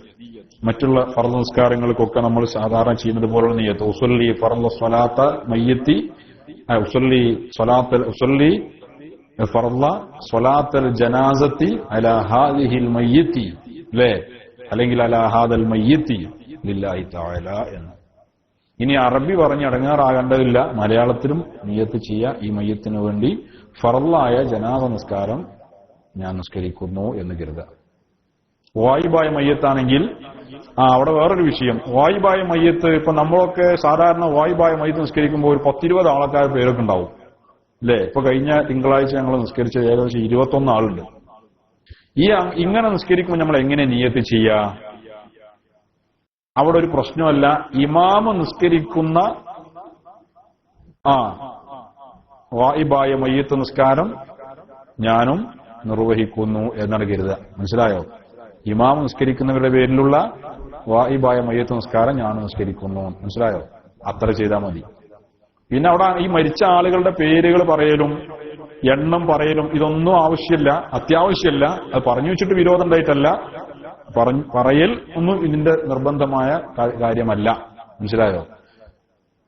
ഇതാണ് ആ സമയത്ത് നമ്മൾ ശ്രദ്ധിക്കേണ്ട ഒരു കാര്യമാണ്. അത് എങ്ങനെ നിയ്യത്ത് വെക്കാന്ന് അറിയാത്ത ചില ആൾക്കാർ ചോദിക്കാറുണ്ട്, ഞങ്ങൾ എന്താ പറയേണ്ടതെന്ന്. അതിങ്ങനെ ചെയ്താൽ മതി. അപ്പോ മറ്റു ഫർള് നിസ്കാരങ്ങളെ പോലെ തന്നെ ഒന്നാമത്തെ റുക്കിന് നിയ്യത്ത് ചെയ്യലാണ്. നിയ്യത്ത് ചെയ്യുമ്പോൾ മയ്യത്തിന് തഅയീൻ ചെയ്യൽ നിർബന്ധമല്ല. എന്ന് പറഞ്ഞാൽ എന്റെ വാപ്പ അല്ലെങ്കിൽ എന്റെ ഇന്ന ആള് അംസാക്ക, അല്ലേ? അങ്ങനെ മയ്യത്തിന് ആളെ വേർതിരിച്ച് പറയേണ്ടത് ഇല്ല. അപ്പൊ ഉസല്ലിൽ ഫർള അലാ ഹാദൽ മയ്യിത്ത് എന്ന ചുരുങ്ങിയ രൂപമാണ്. ഉസല്ലിൽ ഫർള അലാ ഹാദൽ മയ്യിത്ത്, ഖലാസ്. അത് ഏറ്റവും ചുരുങ്ങിയൊരു നിയ്യത്താണ്. ഇതെല്ലാം പൊട്ടും. ഉസല്ലിൽ ഫർള അലാ ഹാദൽ മയ്യിത്തി. അല്ലെങ്കിൽ എന്ത് ചെയ്യാ? ഉസല്ലി ഫർള അലാ മൻ യുസല്ലി അലൈഹിൽ ഇമാമു, ഇമാം നിസ്കരിക്കുന്ന ആളെ പേരിൽ ഞാൻ നിസ്കരിക്കുന്നു എന്നെഴുതുക. അങ്ങനെയൊക്കെ നിയ്യത്ത് ചെയ്യാവുന്നതാണ്. ഇനി രണ്ടാമത്തെ റുക്കിന് ഖിയാമുൽ ഖാദിരി, മയ്യത്ത് നിസ്കരിക്കുമ്പോൾ നിൽക്കാൻ കഴിവുള്ളോ നിന്നെ നിസ്കരിക്കുക. 3 അർബഉ തക്ബീറാത്തിൻ മഅ തക്ബീറത്തി തഹറുമി, തക്ബീറത്തുൽ ഇഹ്റാമോട് കൂടെ 4 തക്ബീർ ചൊല്ലുക. 4 തക്ബീർ. 4നേക്കാൾ കൂട്ടിയാലോ?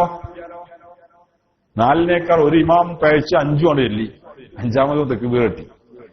മയ്യത്ത് നിസ്കാരം കൊളായി എന്നൊന്നും വിചാരിക്കണ്ട. മനസ്സിലായോ? അതിന് പ്രശ്നമൊന്നുമില്ല. ഫഇൻ സാദ ലം തബ്തുൽ,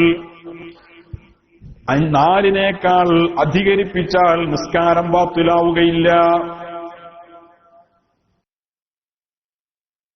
പക്ഷേ 4നേക്കാൾ അധികരിപ്പിക്കൽ കറാഹത്താണ്. 4നേക്കാൾ അധികരിപ്പിക്കൽ, മനസ്സിലാണില്ലേ? 4നേക്കാൾ അധികരിപ്പിക്കൽ കറാഹത്താണ്. പക്ഷേ 4നേക്കാൾ അധികരിപ്പിച്ചത് കൊണ്ട് നിസ്കാരം ബാത്തിലാവുകയില്ല. ഇതൊക്കെ നമ്മൾ മനസ്സിലാക്കി വെക്കണം. മുമ്പ് കടുങ്ങല്ലൂര് ഞാന് നിൽക്കുന്ന സമയത്ത് പെരുന്നാൾ നിസ്കാരം നടക്കുക. അപ്പൊ പെരുന്നാൾ നിസ്കാരം നടക്കുക. അപ്പൊ ഈ പെരുന്നാൾ നിസ്കാരം എന്ന് പറഞ്ഞാൽ കൊല്ലത്തിൽ 2 നിസ്കരിക്കുള്ളൂ. കൊല്ലത്തിൽ 2 പെരുന്നാളല്ലേ ഉള്ളൂ. പിന്നെ ഈ നിസ്കാരം ഒന്ന് പ്രാക്ടീസ് ചെയ്ത് നോക്കുന്ന പരിപാടി അതൊന്നും ഇപ്പൊ നമ്മൾ ചെയ്യൂലല്ലോ. നിസ്കരിച്ച് നോക്കുക. അപ്പൊ ഈ ആകെ കൊല്ലത്തിൽ 2 വട്ടം നിസ്കരിക്കണ നിസ്കാരമാകുമ്പോൾ സ്വാഭാവികമായിട്ടും അതിലെന്ത് മറക്കും? തക്ബീർ മറക്കാനുള്ള സാധ്യത കൂടുതലാണ്. മനസ്സിലായോ? അപ്പൊ ഞാൻ ആദ്യം തന്നെ പറഞ്ഞിരുന്നു, സാധാരണ ആദ്യം നിസ്കാരം പിന്നെ ഖുതുബയാണല്ലോ പെരുന്നാൾ നിസ്കാരത്തിന്. മറ്റു നിസ്കാരങ്ങളെ പോലെയല്ലല്ലോ, ജുമാ പോലെയല്ലല്ലോ. അപ്പൊ ഞാൻ ആദ്യം തന്നെ പറഞ്ഞിരുന്നുണ്ട്, ഞാൻ അഥവാ തക്ബീർ ചൊല്ലാൻ വിട്ടാൽ, ഇനി അഥവാ എണ്ണത്തിൽ വല്ല പിഴവും വന്നാൽ നിങ്ങളവിടുന്ന് വിപ്ലവം ഉണ്ടാക്കാനൊന്നും നിൽക്കണ്ട, നിസ്കാരം ബാത്തിലാവുന്നില്ല എന്ന് ഞാൻ ആദ്യം നിസ്കാരം തുടങ്ങുന്നതിന് മുമ്പ് പറഞ്ഞിരുന്നു. അങ്ങനെ നിസ്കാരം കഴിഞ്ഞു. സംഗതിയില് ഞാൻ ഒരു തക്ബീർ വിട്ടു എന്നൊരു ഫുലാൻ പറഞ്ഞു. ആ കഥ ഞാൻ പറയാം. നിസ്കാരം കഴിഞ്ഞു. ഞാൻ മിമ്പറുമ്പ് ഇങ്ങനെ കേറിയപ്പോ, മിമ്പറുമ്പ് ഇങ്ങനെ കേറി സലാം പറഞ്ഞ് അങ്ങനെ ഇരിക്കുമ്പോ സദസ്സുന്നുള്ള ഒരാളിങ്ങനെ എണീക്കണം. മുസ്ലിയാരെ, നിങ്ങൾ 2ാമത്തെ റക്അത്തിൽ ഒരു തക്ബീർ ചൊല്ലിയിട്ടില്ല. അപ്പൊ ഇപ്പൊ എണീറ്റുന്നാണ്ട് അവൻ നാവൊന്നും ലെവലില്ല. ഇപ്പം നല്ല ബീല്ല. കള്ളു കുടിച്ചിട്ടാണ്. അവിടെ ബോധമുള്ള ഒരു മനുഷ്യനും 2ാമത്തെ തക്ബീറിലുള്ള ഒരു തക്ബീർ പോയത് അറിഞ്ഞിട്ടില്ല. കള്ളു കുടിച്ച് ലക്കില്ലാത്ത ഇവൻ രണ്ടാമത്തെ തെക്ബീറില് റക്അത്തിൽ ഒരു തെക്ബീർ പോയി എന്നാ അവന്റെ പരാതി. കള്ളു കുടിച്ചിട്ട് എന്തെങ്കിലും എപ്പോഴും നോക്കണേ, കള്ളുടിച്ചിട്ട് പള്ളിക്ക് വരികയാണ്. എന്താ കള്ളുടിച്ച് പള്ളിക്ക് വരിക, എന്താ ചെയ്യണേ? പെരുന്നാളവൻ ആഘോഷിക്കുമ്പോഴാണ് എന്നാ നിസ്കാരം ഒഴിവാക്കാൻ പാടില്ല. പെരുന്നാളവൻ ആഘോഷിച്ചതാണ്. അങ്ങനെ പെരുന്നാൾ ആഘോഷിച്ച് കള്ളുകുടിച്ച് പള്ളിയിൽ കയറുക. പിന്നെ ഓൻ ആൾക്കാർ കൈകാര്യം ചെയ്ത് വിട്ടു. കണ്ണൂരൊക്കെ ഇതേപോലെ ഒരുത്തൻ അസർ നിസ്കരിക്കാൻ വേണ്ടി പള്ളിയിലുണ്ട്. പള്ളിന്റെ ഉള്ളില് കള്ള് മണക്കുക. സുബ്ഹാനല്ലാഹ്, എല്ലാരും സംശയിക്കൂലേ ഇത് ആരാണെന്ന് അറിയാതെ വരുമ്പോ ഇത് ആരാണ് മൂല്യമാരെ റൂമെന്ന് കള്ളും കുപ്പിയും കിട്ടുന്ന കാലാണ്.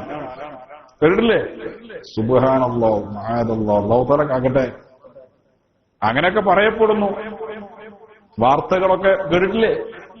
ഏതോ നാട്ടില് മഹല്ലത്തിൽ നിർത്തുമ്പോ ആലോചിച്ച് നിർത്തണം. ഒരു മൂലരെ ഏതെങ്കിലും തലീക്കെട്ടുകാരെയൊക്കെ പിടിച്ച് മഹല്ലത്തിൽ നിർത്തിയിട്ടെങ്കിൽ അതും അതിനും വലുതൊക്കെ ഉണ്ടാവും.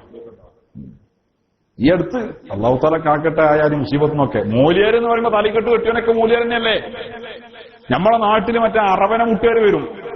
ഏത് മറ്റേ അജ്മീർ ഖാജന്റെ പാട്ടും പാടിയിട്ട് മൊദഹ പാടിയിട്ട് കണ്ടിട്ടില്ലേ? ഈ അറവന മുട്ടുകാർ ഏതോ അണ്ണാച്ചികള് മറ്റേ ആ ചുവന്ന ഷാളും തലയിൽ ചുറ്റിയാ വരിക. എന്നിട്ട് നമ്മൾ ചെന്നാ എന്താ ഇവര് പറയല്? നമ്മളെ പെണ്ണുങ്ങൾ എന്താ പറയാ? ഒരു ഉസ്താദ് വന്നിനി ഇവിടെ ദഫ് മുട്ടി പാട്ട് കേടാനെന്നാ പറയാ. അത് ഉസ്താദാണ്. തലീകെട്ട് കെട്ടിയവരെ മുഴുവൻ ഉസ്താദ് എന്ന് കൗമാണ് വിധി എഴുതി. അത് കള്ളന്മാർക്ക് നല്ലൊരു ചാൻസും ആയി. വലിയ കള്ളന്മാരൊക്കെ വലിയ തലീകെട്ട് കെട്ടാൻ ചാൻസ് കിട്ടിയാൽ അത് ഉപയോഗിച്ച് വെക്കാനും നിന്നു. അതുണ്ടായത്. അപ്പൊ അങ്ങനെ അത് വഞ്ചിതരായി പോകരുത്. ഈ ആളെ ബാക്ക്ഗ്രൗണ്ടൊക്കെ ഒന്ന് അറിയണ്ടേ, അന്വേഷിക്കണ്ടേ?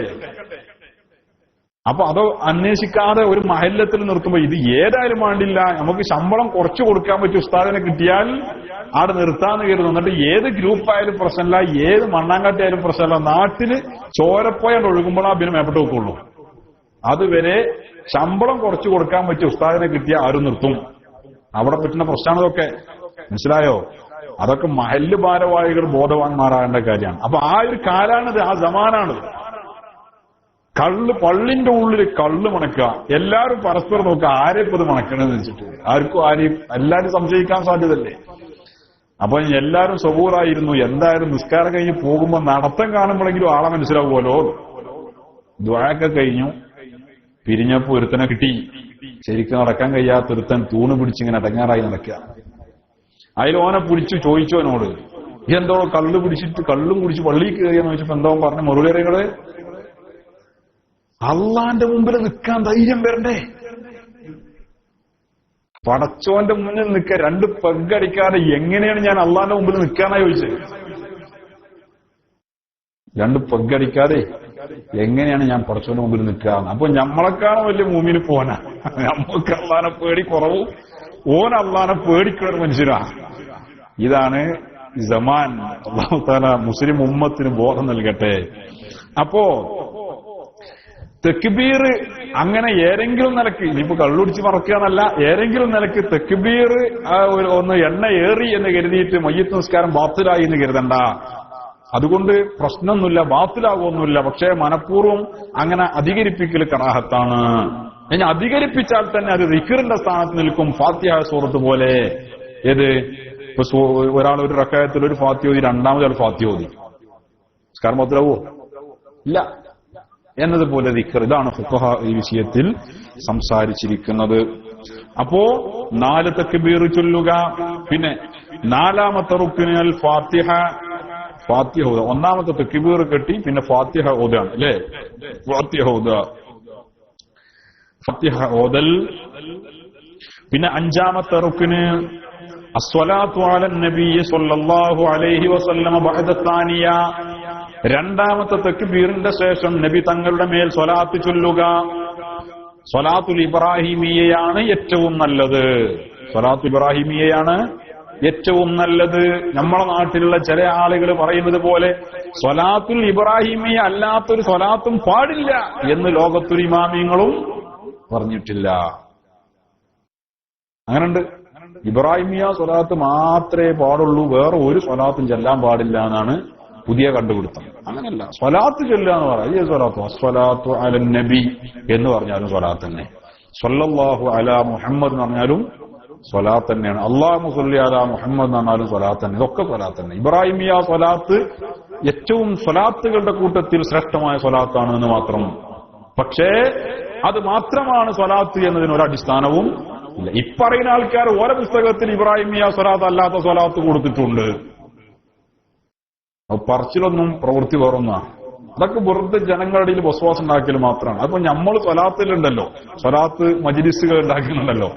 സത്യത്തിൽ സ്വലാത്തിനോടല്ല എതിർപ്പ്. പിന്നെ ഈ സ്വലാത്ത് മജ്ലിസിനെ പൊളിക്കാൻ വേണ്ടി സ്വലാത്തിനെ തന്നെ പൊളിക്കാൻ നോക്കുകയാണ്. ചെരുപ്പിനൊപ്പിച്ച് കാല് മുറിക്കണ പരിപാടി. അതൊക്കെ അബദ്ധങ്ങളാണ്. അങ്ങനെയൊന്നുമില്ല. ഇബ്രാഹിമിയ സ്വലാത്താണ് അഫ്ളല്. പക്ഷെ ഇബ്രാഹിമിയ സ്വലാത്ത് അല്ലാത്ത സ്വലാത്ത് ചൊല്ലിയാലും ഫർദ് കൂടും. മനസ്സിലായോ? ഒരാൾക്ക് ഇപ്പൊ ഇബ്രാഹിമിയ സ്വലാത്ത് അറിയില്ല, എന്താ ചെയ്യാ? അല്ലാഹുമ്മ സ്വല്ലി അലാ മുഹമ്മദ് പറയണം. അല്ലെങ്കിൽ സല്ലല്ലാഹു അലാ മുഹമ്മദ്. എന്തായാലും മദ്രസ പഠിച്ച സമയത്ത് മദ്രസ വിടുന്ന നേരത്തെങ്കിലും ചൊല്ലി ശീലിച്ചിട്ടുണ്ടാവുമല്ലോ. സല്ലല്ലാഹു അലാ മുഹമ്മദ് പറയണം എന്നാലും മതി. അപ്പോ രണ്ടാമത്തെ തക്ബീറിന്റെ ശേഷം അഞ്ചാമത്തെ റുക്കിന് ഫർള്. രണ്ടാമത്തെ തക്ബീറിന്റെ ശേഷം നബി തങ്ങളുടെ മേൽ സ്വലാത്ത് ചൊല്ലുക. ആറാമത്തെ റുക്കിന് അദ്ദുആഉൽ ഉഖ്റവി ലിൽ മയ്യിത്തി, മയ്യിത്തിന്റെ പരലോക ഗുണത്തിനു വേണ്ടി ദുആ ചെയ്യുക. മയ്യിത്തിന്റെ പരലോക ഗുണത്തിൽ ബിഖുസൂസിഹി, ഓനെ പ്രത്യേകമായിട്ട്. അല്ലാഹുമ്മ കണങ്ങാർക്കും അല്ലാഹുമ്മ ഗുഫിർ ലഹു വർഹംഹു. അല്ലേ?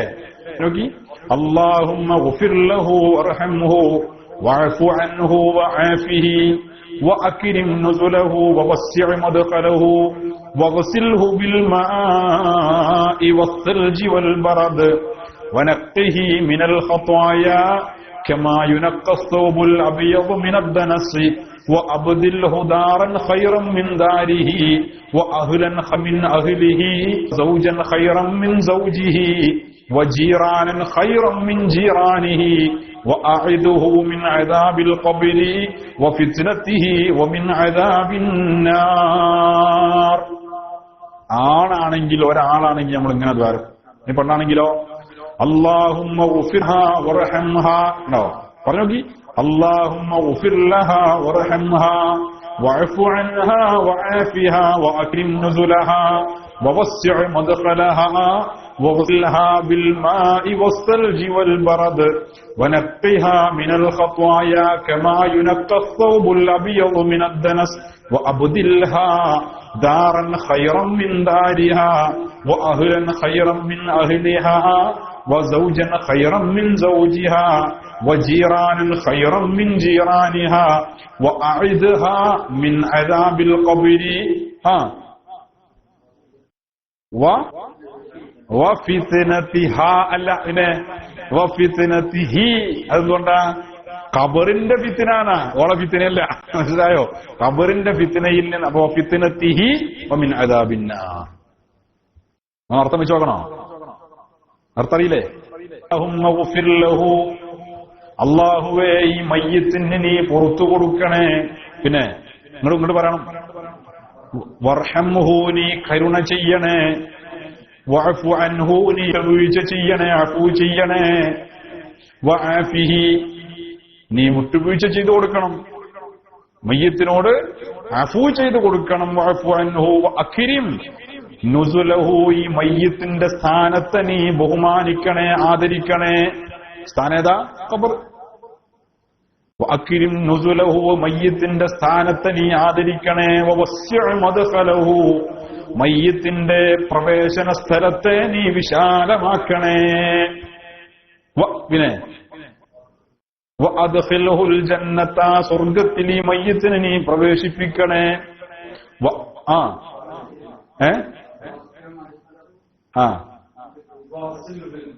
വഗസിൽഹു. ഞാനത് മറക്കുന്ന രീതി അങ്ങോട്ട് ഇങ്ങോട്ട് പറയാൻ പറഞ്ഞു. അപ്പൊ നിങ്ങൾക്കാണ് വലിയ മറവിക്കാരാ. വഗസിൽഹു, മയ്യിത്തിനെ നീ കുളിപ്പിക്കണേ.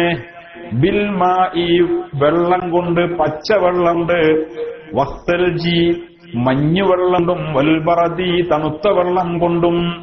നല്ല തണുപ്പുള്ള വെള്ളം കൊണ്ട് മയ്യിത്തിനെ നീ കുളിപ്പിക്കണേ. വനഖ്തഹി മിനൽ ഖത്വായ, ദോഷങ്ങളിൽ നിന്നും ഈ മയ്യത്തിനെ നീ കഴുകി വൃത്തിയാക്കണേ, ശുദ്ധിയാക്കണേ. കമാ യുനഖ്ഖൽ അബ്യദു മിനദ്ദനസി, അശുദ്ധിയിൽ നിന്ന്, അഴുക്കിൽ നിന്ന് വെള്ള വസ്ത്രത്തെ ശുദ്ധിയാക്കുന്നത് എപ്രകാരമോ അപ്രകാരം ഈ മയ്യത്തിനെ നീ ദോഷങ്ങളിൽ നിന്നും കഴുകി വൃത്തിയാക്കണേ. പിന്നെ അബ്ദിൽഹു, ഈ മയ്യത്തിന് നീ പകരം നൽകണേ. ദാറൻ, വീടിനെ പകരം നൽകണം. ഖൈറൻ മിൻ ദാരിഹി, അവന്റെ വീടിനേക്കാൾ ഖൈറായ വീടിനെ, ദുനിയാവിൽ ഉണ്ടായിരുന്ന വീടിനേക്കാൾ ഖൈറായ വീടിനെ നീ പകരം നൽകണേ. അഹ്ലൻ ഖൈറൻ മിൻ അഹ്ലിഹി, അവന്റെ അഹ്ലുകാരേക്കാൾ ഖൈറായ അഹ്ലുകാരെ പകരം നൽകണേ. ഭൂമിയിൽ നോക്കണ്ടേന്ന കെട്ടിയോളില്ലേ, ഓളെ ഖൈറായ കെട്ടിയോളെ അല്ലെങ്കിൽ കുട്ടികളെ ഒക്കെ പെടും അല്ലെ അഹ്ല്. അഹ്ലൻ ഖൈറൻ മിൻ അഹ്ലിഹി വസൗജൻ, എടുത്തു പറയാ സൗജൻ ഖൈറൻ മിൻ സൗജി, അവന്റെ ഭാര്യയേക്കാൾ ഖൈറായ ഭാര്യയെ നൽകണേ. അല്ലെങ്കിൽ അവളുടെ ഭർത്താവിനേക്കാൾ ഖൈറായ ഭർത്താവിനെ നൽകണേ. അപ്പൊ പിന്നെ എങ്ങനെ? ഭാര്യയും ഭർത്താവും ഒരുമിച്ച് സ്വർഗത്തിലാണെങ്കിൽ ഭാര്യക്കും ഭർത്താവിനും ഇണകളായി കഴിയാമല്ലോ. അപ്പൊ പിന്നെ എങ്ങനെ ഇവിടുന്ന് ഓനക്കാണ് ഖൈറായവനെ കൊടുക്കണേ? അവനേക്കാൾ ഖൈറായവൻ ഇനി ഓൻ തന്നെ ഭൂമിയിലുണ്ടെന്നൊക്കെയാണ് ഖൈറായ പോരെ? മനസ്സിലായോ? അവൻ തന്നെ ഭൂമിയിലുടെ ഒരു മൊഷടനായിരിക്കാം, അല്ലെങ്കിൽ ഒരു മുൻചുണ്ടിക്കാരനാവാം. ആഖിറത്തിൽ ഓൻ ഇതിനേക്കാൾ ഖൈറായ ഭർത്താവായ പോലെ. അപ്പോൾ ഇത് നടന്നു കേട്ടോ. വസൗജൻ ഖൈറൻ മിൻ സൗജിഹി വജീറാനൻ ഖൈറൻ മിൻ ജീറാനിഹി, അവന്റെ അയൽവാസികളെക്കാൾ ഖൈറായ അയൽവാസികളെ നൽകണേ. വഅഇദുഹു മിൻ അദാബിൽ ഖബരി, ഖബറിന്റെ ശിക്ഷയിൽ നിന്ന് അവനെ നീ കാക്കണേ. വഅഇദുഹു മിൻ അദാബിൽ ഖബരി വഫിത്നതിഹി, ഖബറിന്റെ ഫിത്നയിൽ നിന്നും നീ കാക്കണം. വമിൻ അദാബിൻ നാരി, നരകത്തിന്റെ ശിക്ഷയിൽ നിന്നും ഈ മയ്യത്തിനെ നീ കാക്കണേ. മയ്യത്ത്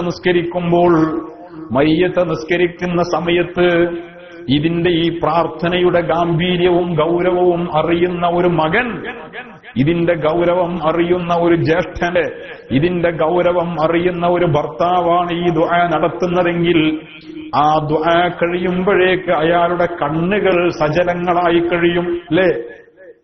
ഈ മയ്യത്തിന് വേണ്ടി മയ്യത്ത് നിസ്കരിക്കുന്ന മകനാണ് ഈ ദുആ നടത്തുന്നതെങ്കിൽ മകന് ഇതിന്റെ ആശയം അറിയുമെങ്കിൽ, അറിയില്ലെങ്കിൽ പിന്നെന്താ? അറിയില്ലെങ്കിൽ ഓൻ എല്ലാ പോലെയും ഒരു ദിക്റും എന്നൊക്കെ പറഞ്ഞു അവനോട് പോവും. പറയുന്നത് എന്താണ് എന്ന് മകൻ അറിഞ്ഞുകൊണ്ട് പറയുകയാണെങ്കിൽ, പടച്ചോനെ എന്റെ ഉപ്പാക്കിനി പുറത്തു കൊടുക്കണേ, എന്റെ ഉപ്പാക്കിനി കരുണ ചെയ്യണേ അല്ലെ, എന്റെ ഉപ്പാനെ ഖബറിന്റെ അദാബിൽ നിന്ന് രക്ഷിക്കണേ, എന്റെ ഉപ്പാനെ നീ കുളിപ്പിക്കണേ, എന്റെ ഉപ്പാന്റെ മദ്ഖലിനെ നീ വിശാലമാക്കി കൊടുക്കണേ എന്ന് മകൻ പറയുമ്പോൾ, ഇതിന്റെ ആശയം അറിഞ്ഞുകൊണ്ട് മകന്റെ ദുആ വരുമ്പോൾ ആ ഹൃദയത്തിന്റെ ഉള്ളിൽ നിന്നും ഇഹൽ നിറഞ്ഞ് തുളുമ്പും, കണ്ണുകൾ ഒഴുകും. കണ്ണിൽ നിന്ന് വെള്ളംച്ചുകൊണ്ട് കണ്ണുനീരൊഴുക്കിക്കൊണ്ട് അള്ളാഹുവിലേക്ക് ഒരാൾ ദുആ ചെയ്താൽ അള്ളാഹു ആ ദുആ തട്ടിക്കളയുന്നതല്ല. അള്ളാഹുവിനെ പേടിച്ച് ഇഖ്ലാസോടുകൂടെ, ഇഖ്ലാസ് കൊണ്ട്, ആത്മാർത്ഥത കൊണ്ട് കണ്ണിൽ നിന്നൊരു മനുഷ്യന്റെ കണ്ണിൽ നിന്നും കണ്ണുനീരൊഴുകിയാൽ ആ കണ്ണുനീര് അള്ളാഹു വെറുതെ ആക്കൂല. അപ്പൊ ഇത് മക്കളിത് അറിയണം. മനസ്സിലായോ? ഒന്നും പഠിപ്പിച്ചിട്ടില്ലെങ്കിലും വേണ്ടില്ല, മകൻ നിങ്ങൾ ഡോക്ടറേറ്റ് എടുത്തു കൊടുത്തിട്ടില്ലെങ്കിലും അതൊന്നും നിർബന്ധമുള്ള കാര്യമില്ല. മകനെ നിങ്ങൾ എഞ്ചിനീയർ ആക്കിയിട്ടില്ലെങ്കിലും അള്ളാഹു നിങ്ങളോട് ചോദിക്കാൻ പോണില്ല. പക്ഷേ അതുകൊണ്ട് ഈ എഞ്ചിനീയർ ആക്കിയിട്ടില്ലെങ്കിൽ ഉഖ്റവിയായി നിങ്ങൾക്കതുകൊണ്ട് നഷ്ടം വരാനും പോകുന്നില്ല. അതിന്റെ അർത്ഥം നിങ്ങളത് ആക്കണ്ടെന്നല്ല, അത് ആക്കണം. എല്ലാ സ്ഥലത്തും മുസ്ലിമീങ്ങൾ വരണം, ഉദ്യോഗ തലങ്ങളിൽ മുസ്ലിമീങ്ങൾ വരണം, പോലീസ് ഫോഴ്സിൽ മുസ്ലിമീങ്ങൾ വരണം, മിലിറ്ററിയിൽ മുസ്ലിമീങ്ങൾ വരണം, റിക്രൂട്ട്മെന്റ് ഉണ്ടാകുമ്പോൾ മുസ്ലിം യുവാക്കൾ അറ്റൻഡ് ചെയ്യണം, ഉണ്ടാവണം. അതെന്തിനാ? അവിടെ മുസ്ലിം ഭീകരത വളർത്താനല്ല. പിന്നെ ഇസ്ലാമേതര ഭീകരതയ്ക്ക് തടയിടണമെങ്കിൽ അത് ആവശ്യമാണ്. എല്ലാവർക്കും മുസ്ലിമീങ്ങൾ വേണം. പലപ്പോഴും നമ്മുടെ നാട്ടിലുള്ള പോലീസുകാരുടെ പിടിയിൽ പെടുന്നത് നിസ്കാരത്തഴമ്പുള്ള മുസ്ലിമീങ്ങൾക്ക് പേടിയാണ്. നിസ്കാരത്തഴമ്പ് കണ്ടാൽ കലി തുള്ളുന്ന ഏമാന്മാർ നമ്മുടെ നാട്ടിലുണ്ട്. ഒരിക്കൽ എന്നോടൊരു പോലീസുകാരൻ അപ്പൊ ഞാൻ ഇങ്ങനെ പള്ളിയിൽ നിന്ന് വീട്ടിലേക്ക് ഇങ്ങനെ പോവാ കേസ്. അപ്പൊ ഞാനവിടെ നിർത്തി. അപ്പോ വണ്ടിന്റെ പേപ്പർ വണ്ടിയിലില്ല. അപ്പൊ ഇത് വണ്ടിന്റെ പേപ്പർ അതിലില്ല എന്ന് ഞാൻ മര്യാദയ്ക്ക് പറഞ്ഞു. പേപ്പർ വേണമെങ്കിൽ ഞാൻ കൊണ്ടുവരാം. ഞാൻ എന്റെ വണ്ടിയിൽ ഞാൻ കരുതിയിട്ടില്ല, മഴ ആയതുകൊണ്ട് ഞാൻ വേണ്ടാന്ന് കരുതിയിട്ടില്ല. അപ്പോ മറ്റേ പോലീസുകാരെ ഇവനോട് പറയാ, മൂപ്പരിങ്ങനെ ഇസ്തിയൊക്കെ ഇട്ട് നല്ലൊരു തലയിക്കെട്ടൊക്കെ കെട്ടി ഇങ്ങനെ നെളിഞ്ഞ് നടക്കുകയാണ് സാറേ. എന്താ അവന്റെ മനസ്സിൽ? അയാള് ഞാൻ ഇസ്തിരി ഇട്ടെടുക്കാന്ന് പറഞ്ഞാൽ ഞാൻ അപ്പൊ ഇസ്തിരിട്ട് പോവുകയാണ്, വീട്ടിലേക്ക് പോവാണ്. അത് ചുളിയാൻ എവിടെ ഇരിക്കാൻ നേരം കിട്ടിയിട്ടില്ല, അതുകൊണ്ട് മനസ്സിലായോ?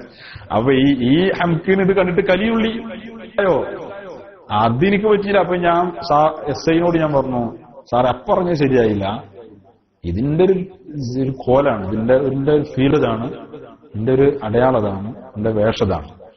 അതിനങ്ങനെ പറഞ്ഞത് ശരിയായില്ലല്ലോ. ഞാനിപ്പോ നിങ്ങളിങ്ങനെ തൊപ്പിയൊക്കെ ഇട്ട് നളിഞ്ഞ് നടക്കുകയെന്ന് പറഞ്ഞത് ശരിയല്ലല്ലോ എന്ന് ഞാൻ SI-നോട് പറഞ്ഞു. അത് പറഞ്ഞതിന്റെ എഴുതുന്നാല് പള്ളറച്ചണ്ട് എഴുതിയും ചെയ്തു.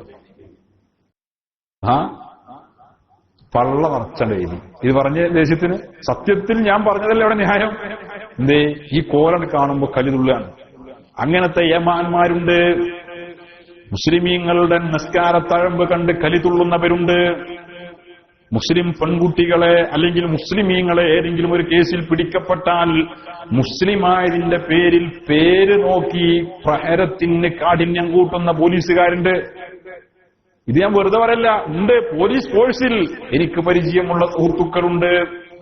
പോലീസുകാരായ മുസ്ലിമീങ്ങൾക്ക് പോലും ന്യൂനപക്ഷമായതിന്റെ പേരിൽ വർഗീയത കളിക്കുന്ന മുതിർന്ന ഏമാന്മാരുടെ കുക്കുന്നുണ്ട് മാനസിക പീഡനം. ഇതിനൊക്കെ പരിഹാരം എന്താ? ഇതിന് പരിഹാരം നമ്മൾ ക്രിമിനലുകളായി തീർക്കുകയല്ല, നമ്മൾ ഉന്നത കേന്ദ്രങ്ങളിൽ നമ്മുടെ സാന്നിധ്യം ഉണ്ടാവലാണ്. അതാണ് ഇതിന് പരിഹാരം. എന്നാൽ അത് ഒരു പരിധി വരെ അതൊക്കെ നിൽക്കും. ദീനുള്ളവര് കയറി വരണം, അല്ലാത്തവനെ കൊണ്ട് വലിയിറങ്ങാറാ. മനസ്സിലായോ? അല്ലാത്തവനെ കൊണ്ട് വലിയിറങ്ങാറ. ദീ കയറി വരണം, എല്ലായിടത്തും വരണം. കളക്ടർമാർ മുസ്ലിമീങ്ങൾ വേണം, ഉന്നത സ്ഥാനങ്ങളിലൊക്കെ മുസ്ലിമീങ്ങൾ വേണം, മുസ്ലിം സാന്നിധ്യം വേണം, ഭൗതിക കേന്ദ്രങ്ങളിൽ മുസ്ലിം സാന്നിധ്യം വേണം.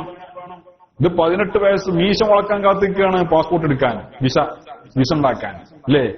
മകന് മീശ മുളച്ചാൽ പിന്നെ 2 കൊല്ലം കെട്ട് ഒരു കൃത്രിമം കാട്ടിയിട്ട് ഒരു പാസ്പോർട്ട് എടുത്തിട്ട് കൊണ്ടല്ല വിസ കിട്ട്. ഇവിടെ പല ആൾക്കാർക്കും വയസ്സ് വെക്കുമ്പോ കണ്ടിട്ടില്ലേ? എന്റെ വയസ്സ് ശരിക്കും 48ആണ്, പക്ഷെ പാസ്പോർട്ടിൽ 50 അറിയില്ല. ഇത് എങ്ങനെ പോണതാ? ഇത് 18-ാം വയസ്സിൽ 20 വയസ്സ് കാണിച്ചു പോണ, അല്ലെങ്കിൽ 16-ാം വയസ്സിൽ 18 കാണിച്ച് പോന്നതാണ്. നേരം കെട്ട് കയറാൻ ഇവിടെ വന്നിട്ടോ 1200, 1300, 1500 ജോലി ചെയ്യുക കൊല്ലങ്ങളോളം. എന്നിട്ട് ഇവനുണ്ടാക്കുന്ന വീട് പണിയിരിക്കുക. ഒരു ദിവസം 1000 ഉറുപ്പ്യ കൊടുത്തിട്ട് ആർക്ക്? പണിക്കാരന്. 30 ദിവസം ഒരു വീട് പണിയെടുത്താൽ 30,000 ഉറുപ്പ്യ ശമ്പള. ഇവൻ ശമ്പളം വാങ്ങണതോ 1200 രൂപ. അതിനിങ്ങോട്ട് കയറി പോരാ. ഇങ്ങോട്ട് പോരണ്ടെന്നല്ല, അങ്ങോട്ട് വരണം, എല്ലായിടത്തും വരണം, അല്ലേ? പക്ഷെ ഇവിടെ വരുമ്പോ അതിനനുസരിച്ചുള്ള മെച്ചം വേണം. ജോലിയിൽ ഹൈറായ ജോലിയാണെങ്കിൽ വന്നാൽ പോരെ. നാട്ടിൽ എന്തെല്ലാം ചാൻസുകൾ ഉപയോഗപ്പെടുത്താൻ സാധിക്കുമെങ്കിൽ അത് ഉപയോഗപ്പെടുത്തണം. ഇത് ഇങ്ങോട്ട് മാത്രം വിദ്യാഭ്യാസം ഉണ്ടാവില്ല.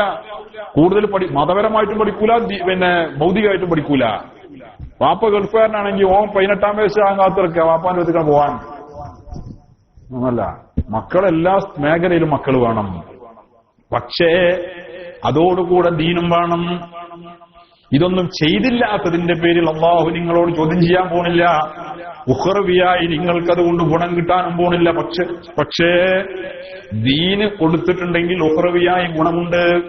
ഏറ്റവും ചുരുങ്ങിയത് മരിച്ചു കിടക്കുമ്പോൾ, ചലനമറ്റ് കിടക്കുമ്പോൾ, വെള്ള പുതച്ച് കിടക്കുമ്പോൾ, അഹ്ലുകാരുടെയും കുടുംബങ്ങളുടെയും ആശ്രയുടെ പ്രാർത്ഥനയ്ക്ക് വേണ്ടി മയ്യത്ത് ആഗ്രഹിക്കുമ്പോൾ സ്വന്തം മകന്റെ ആത്മാർത്ഥമായ കരഞ്ഞ കണ്ണുനീരൊലിപ്പിച്ചുകൊണ്ടുള്ള ഒരു പ്രാർത്ഥനയുണ്ട്. ആ പ്രാർത്ഥന മതി ആ മനുഷ്യന്റെ ജീവിതം ധന്യമാകാൻ. അള്ളാഹു ആ പ്രാർത്ഥന തട്ടിക്കളയുന്നതല്ല. ആ മകന്റെ പ്രാർത്ഥന അള്ളാഹു അള്ളാഹു വെറുതെ കളയുകയില്ല. അതിന് കണ്ണുനീരൊലിക്കണമെങ്കിൽ എന്ത് വേണം? ദീന് വേണം. അല്ലാത്തവനെന്താ? ഒന്നുമില്ല. അപ്പോ അല്ലാഹു തആല നമ്മളെ മക്കളെയൊക്കെ സ്വാലിഹീങ്ങളാക്കി തരട്ടെ. ഇതാണ് ഈ ദുആ, മയ്യത്തിന് വേണ്ടി ദുആ ചെയ്യുക. ഇതാണ് പിന്നെ ഏഴാമത്തെ റുക്കിന് അസ്സലാമു ബഅദ റാബിഅ, നാലാമത്തെ തക്ബീറിന്റെ ശേഷം സലാം വീട്ടുക. നാലാമത്തെ തക്ബീറിന്റെ ശേഷം സലാം വീട്ടുക.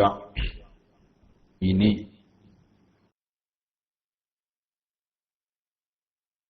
ഒന്നിലധികം ജനാസകളുണ്ടെങ്കിൽ ഓരോരുത്തർക്കും സെപ്പറേറ്റ് ആയിട്ട് നിസ്കരിക്കാം. ഒന്നിലധികം ജനാസകളുണ്ടെങ്കിൽ ഓരോരുത്തർക്കും സെപ്പറേറ്റ് ആയി നിസ്കരിക്കാൻ കുഴപ്പമില്ല. പക്ഷേ എല്ലാവർക്കും കൂടി ഒരുമിച്ച് ഒറ്റ നിസ്കാരവും മതി കേട്ടോ. എല്ലാവർക്കും കൂടി ഒരുമിച്ച് ഒരു നിസ്കാരവും മതി. ഇനി ജനാസ നിസ്കാരത്തിന്റെ സുന്നത്തുകൾ എന്ന് പറയാൻ പ്രത്യേകിച്ച് പറയാനൊന്നുമില്ല. ഇതിലെടുത്ത് പറയേണ്ടത്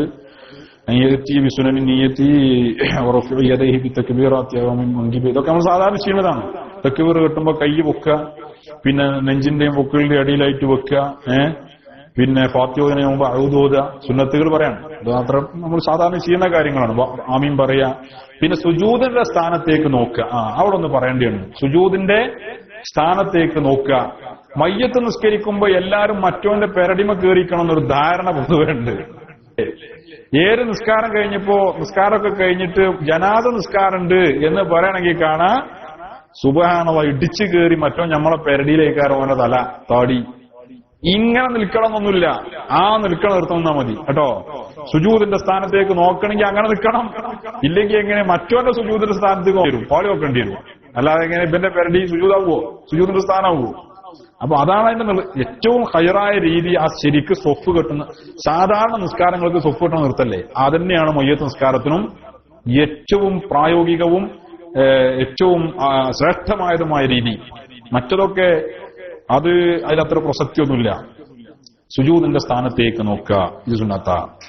അതേപോലെ തന്നെ വജ്ഹത്ത് വേണ്ട. പിന്നെ രാത്രിയാണെങ്കിലും പകലാണെങ്കിലും ഓത്തൊക്കെ എന്ത് ചെയ്യുക, പതുക്കി വെക്കുക. തക്ബീറുകളൊക്കെ മൗമൂമിങ്ങളും ഇമാമൊക്കെ മയ്യത്ത് നിസ്കാരത്തിന് ചിലപ്പോൾ തക്ബീർ ഉറക്കെ ചൊല്ലുന്ന ചില ആൾക്കാരെ കാണുന്നുണ്ട്. മയ്യത്ത് നിസ്കാരത്തിന് അതില്ല കേട്ടോ. മയ്യത്ത് നിസ്കാരത്തിന് ഈ മൗമൂമിങ്ങളും തക്ബീർ പതുക്കെ ചൊല്ലണം. ഇമാമിന് മുബല്ലിഗിനും ഉറക്കെ ചെല്ല. മൗമൂമിങ്ങൾ രാത്രിയാണെങ്കിലും പകലാണെങ്കിലും തക്ബീറുകളൊക്കെ എന്ത് ചെയ്യണം, പതുക്കെയാക്കണം. ഇതൊക്കെയാണ് ഇതിൽ പ്രത്യേകിച്ച് ശ്രദ്ധിക്കാനുള്ളത്. പിന്നെ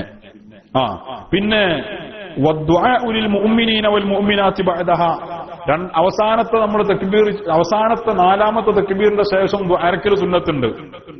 മുഅ്മിനീങ്ങൾക്കും മുഅ്മിനാത്തുകൾക്കും വേണ്ടി ദുആ ഉൾപ്പെടുത്തുക. മനസ്സിലായോ? മുഅ്മിനീങ്ങൾക്ക് വേണ്ടിയും മുഅ്മിനാത്തുകൾ മുഴുവൻ മുഅ്മിനീങ്ങളെയും മുഅ്മിനാത്തുകളുടെയും ദുആയിൽ ഉൾപ്പെടുത്തുക. പിന്നെ ദുആ ചെയ്യുമ്പോഴും മറ്റുമൊക്കെ മയ്യത്തിന് വേണ്ടി ദുആഇറക്കുക എന്ന് പറഞ്ഞാൽ അല്ലാഹു മഗ്ഫിർ ലഹു എന്ന് പറഞ്ഞാലും ഫർള് വീടി, അല്ലാഹു മഗ്ഫിർ ലഹു എന്ന് പറഞ്ഞാലും ഫർള് വീടി. പക്ഷെ മഅ്സൂറായി വന്ന വാരിദായി വന്ന ദുആകളുണ്ട്. ആ ദുആ ആണ് സുന്നത്ത്. ആ ദുആ ചെയ്യൽ സുന്നത്താണ്. ഫർള് വീടാൻ അല്ലാഹു പറഞ്ഞാലും ഫർള് വീടും. പിന്നെ നാലാമത്തെ തക്ബീറിന്റെ ശേഷം അല്ലാഹുമ്മ ലാ തഹ്രിംനാ അജ്റഹു വലാ തഫ്തിന്നാ ബഅദഹു വഗ്ഫിർ ലനാ വലഹു. മുഅ്മിനീങ്ങൾക്കും മുഅ്മിനാത്തുകൾക്കും വേണ്ടി ദുആഇറക്കുക എന്ന് പറഞ്ഞു. അത് ആദ്യത്തെ രണ്ടാമത്തെ തക്ബീറിന്റെ ശേഷമുള്ള ദുആയിൽ കേട്ടോ, സുന്നത്താ. നാലാമത്തെ തക്ബീറിന്റെ ശേഷമുള്ള ദുആ തന്നെ എന്താണ്, സുന്നത്താണ്. നാലാമത്തെ തക്ബീറിന്റെ ശേഷം ദുആ ചെയ്യൽ തന്നെ സുന്നത്താണ്. ആദാക്കുക അല്ലാഹുമ്മ ലാ തഹ്രിംനാ അജ്റഹു വലാ തഫ്തിന്നാ ബഅദഹു വഗ്ഫിർ ലനാ വലഹു എന്ന് ദുആ ചെയ്യാം.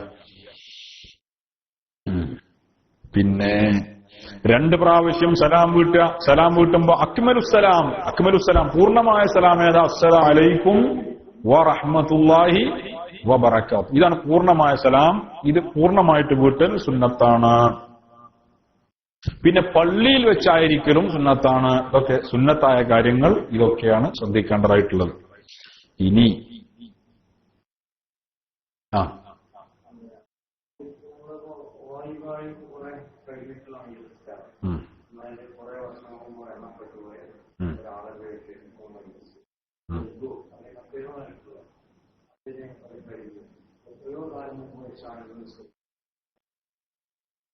അതൊരു ചോദ്യമാണല്ലേ.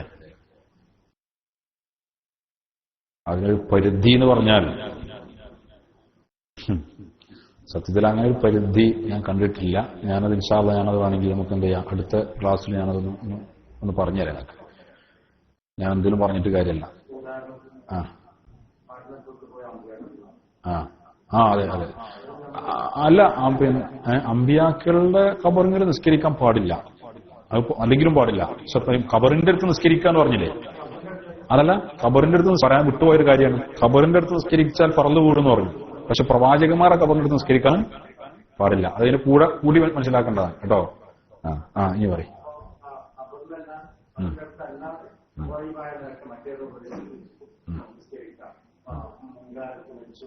അതെ. അപ്പൊ എത്രയോ മുമ്പ് അത് ഓക്കെ ഇൻഷാ അല്ലാഹ് അത് നമുക്ക് അടുത്ത ആഴ്ച പറയാം. അതാ നല്ലത്. ഇൻഷാ അല്ലാഹ്.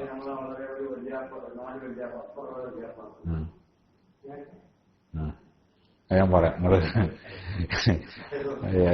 അതിന് വകുപ്പില്ല, പക്ഷെ അത് ഏത് രീതിയിലാണ് അതിനെ കൈകാര്യം ചെയ്യുന്നതിനെ കുറിച്ച് എനിക്ക് അറിയില്ല. അത് ഞാൻ നോക്കാം. അത് പറഞ്ഞു കേട്ടോ. ഇൻഷാ അല്ലാഹ്. അതിന്റെ പരിധി എത്രയാണ് ഇപ്പൊ ഇതിന്റെ പരിധി എന്നറിയണ്ടേ, അത് ഞാൻ പറഞ്ഞുതരാം. ഞാൻ ശ്രദ്ധിച്ചിട്ടില്ല ആ വിഷയം, നിങ്ങൾ ശ്രദ്ധയിൽപ്പെട്ടിട്ടില്ല. ഞാനത് ശ്രദ്ധിച്ചിട്ടില്ല. ഞാൻ അടുത്ത ക്ലാസ്സിൽ ഞാനത് പറഞ്ഞുതരാം ഇൻഷാ അല്ലാഹ്. അത് അബ്ദുള്ളാക്കിയാണ്. മുമ്പൊക്കെ അങ്ങനെ ചില വകുപ്പുകൾ ഉണ്ടാവും എടുത്ത്. പറയാം.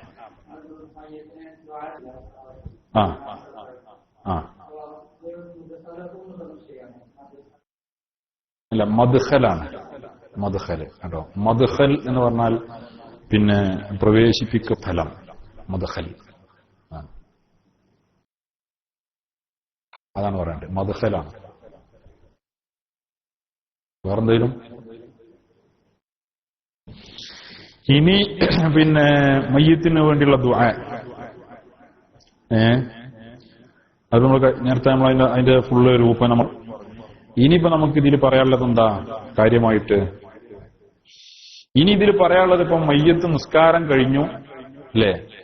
ഇനി മയ്യത്ത് പിന്നെ മറവ് ചെയ്യൽ, തൽഖീന്, തസ്ബീത്ത്, അതിന്റെയൊക്കെ അടിസ്ഥാനങ്ങൾ ഇതാണ്. അതോടുകൂടെ നമ്മളെ ഈ വിഷയം തൽക്കാലം പൂർണ്ണമാവും. പിന്നെ അടുത്ത 7-ാം തീയതി ഇൻഷാ അല്ലാഹ് ഞാൻ നാട്ടിൽ പോകാൻ കരുതുന്നുണ്ട്.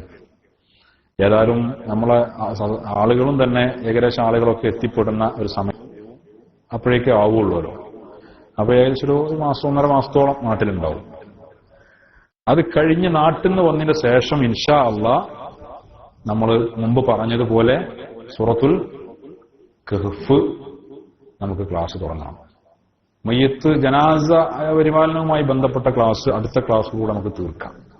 അതായത് ദഫിനും മറവ് ചെയ്യലും പിന്നെ തൽഖീന്, തസ്ബീത്ത്, ഇതിന്റെയൊക്കെ അടിസ്ഥാനം. ഇതിലൊക്കെ വസ്വാസുകളുണ്ട് അല്ലേ. ചില ആൾക്കാർ തസ്ബീത്ത് നിൽക്കാതെ പോകും, ചില ആൾക്കാർ തൽഖീന് നിൽക്കാതെ പോകും.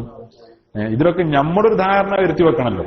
വേറൊരുത്തരം നന്നാക്കലല്ല, പിന്നെ സ്വയം നമ്മൾ ചെയ്യുന്ന കർമ്മത്തിന്റെ പിൻബലം എന്ത്, ഞാൻ ഇന്ന അടിസ്ഥാനത്തിലാണ് ഈ കാര്യം ചെയ്യണമെന്ന് നമുക്കൊരു ബോധം ഉണ്ടായാൽ ആ ചെയ്യുന്ന കർമ്മത്തിന് നമുക്കൊരു ഇഖ്ലാസ് ഉണ്ടാവും. മറ്റതിങ്ങനെ നമ്മളിതൊന്നും അറിയില്ല, ആരോ ചെയ്യുന്നുണ്ട് അതുകൊണ്ട് നമ്മളും ചെയ്യാണ്. അപ്പോഴേക്കും തൽഖീൻ നിൽക്കാതെ ഒരുത്തം പോകുന്നുണ്ട്, ഓനാണെങ്കിൽ വലിയ താടിയുള്ള ആളുമാണ്. അപ്പൊ നമുക്കൊരു തോന്നലേ ഓൻ എന്നെക്കാണ് വലിയ താടിണ്ടല്ലോ, ഓൻ ഇപ്പൊ തൽഖീൻ നിൽക്കാതെ പോകുന്നു, ഞാനാണെങ്കിൽ ഇപ്പൊ അത്ര താടിയില്ലാത്തവനായിട്ടും ഇനിയിപ്പോ എന്തിനാപ്പ ഞാൻ ഈ തൽഖീന് നിൽക്കണത് എന്ന് ഈ നിൽക്കണോൻ തന്നെ ഒരു വസ്വാസ്.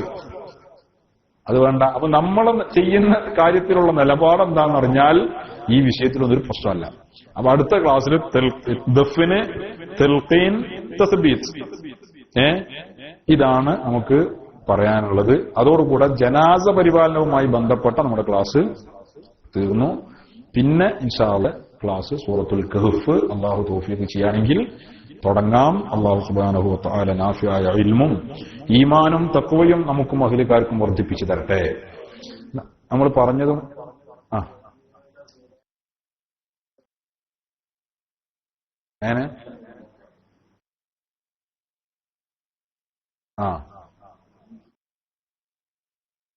അതായത് ആവശ്യമില്ല. നമ്മൾ കഴിഞ്ഞ ക്ലാസ്സിൽ പറഞ്ഞൊരു ഒരു ഖബറിൽ 2 ആളെ മറവ് ചെയ്യുക അല്ലേ. ഒരു ഖബറിൽ രണ്ടാളെ മറവ് ചെയ്യാം. അത്യാവശ്യ ഘട്ടത്തിലല്ലാതെ ഒരു ഖബറിൽ ഒന്നിൽ കൂടുതൽ ആളുകളെ മറവ് ചെയ്യാൻ പാടില്ല. മനസ്സിലായോ? വലുപ്പ ചെറുപ്പ വ്യത്യാസമൊന്നും ഇല്ല. അത്യാവശ്യ ഘട്ടത്തിലല്ലാതെ ഒരു ഖബറിൽ രണ്ടാളുകളെ മറവ് ചെയ്യാൻ പാടില്ല. അത് അന്യ സ്ത്രീയും പുരുഷനാണെങ്കിൽ ഒരിക്കലും ചെയ്യരുത്. മനസ്സിലായോ? അന്യ സ്ത്രീയും പുരുഷനാണെങ്കിൽ ഒരിക്കലും ചെയ്യരുത്. ഇനി ഉമ്മയും കുട്ടിയും സ്ത്രീകളുടെ സ്ത്രീകളുടെ മയ്യത്ത് നിസ്കാരം അല്ലെ?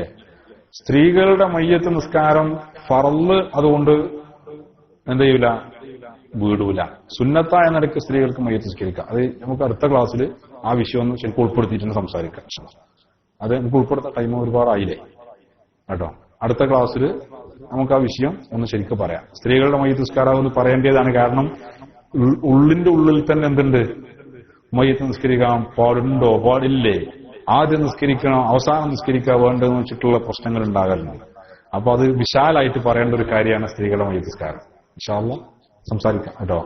അടുത്ത ആഴ്ച നമ്മുടെ സംസാരത്തിൽ അത് ഉൾപ്പെടുത്താം. അല്ലാഹു തആല ഇൽമ് നമുക്ക് വർദ്ധിപ്പിച്ചു തരട്ടെ. അൽഹംദുലില്ലാഹി റബ്ബിൽ ആലമീൻ.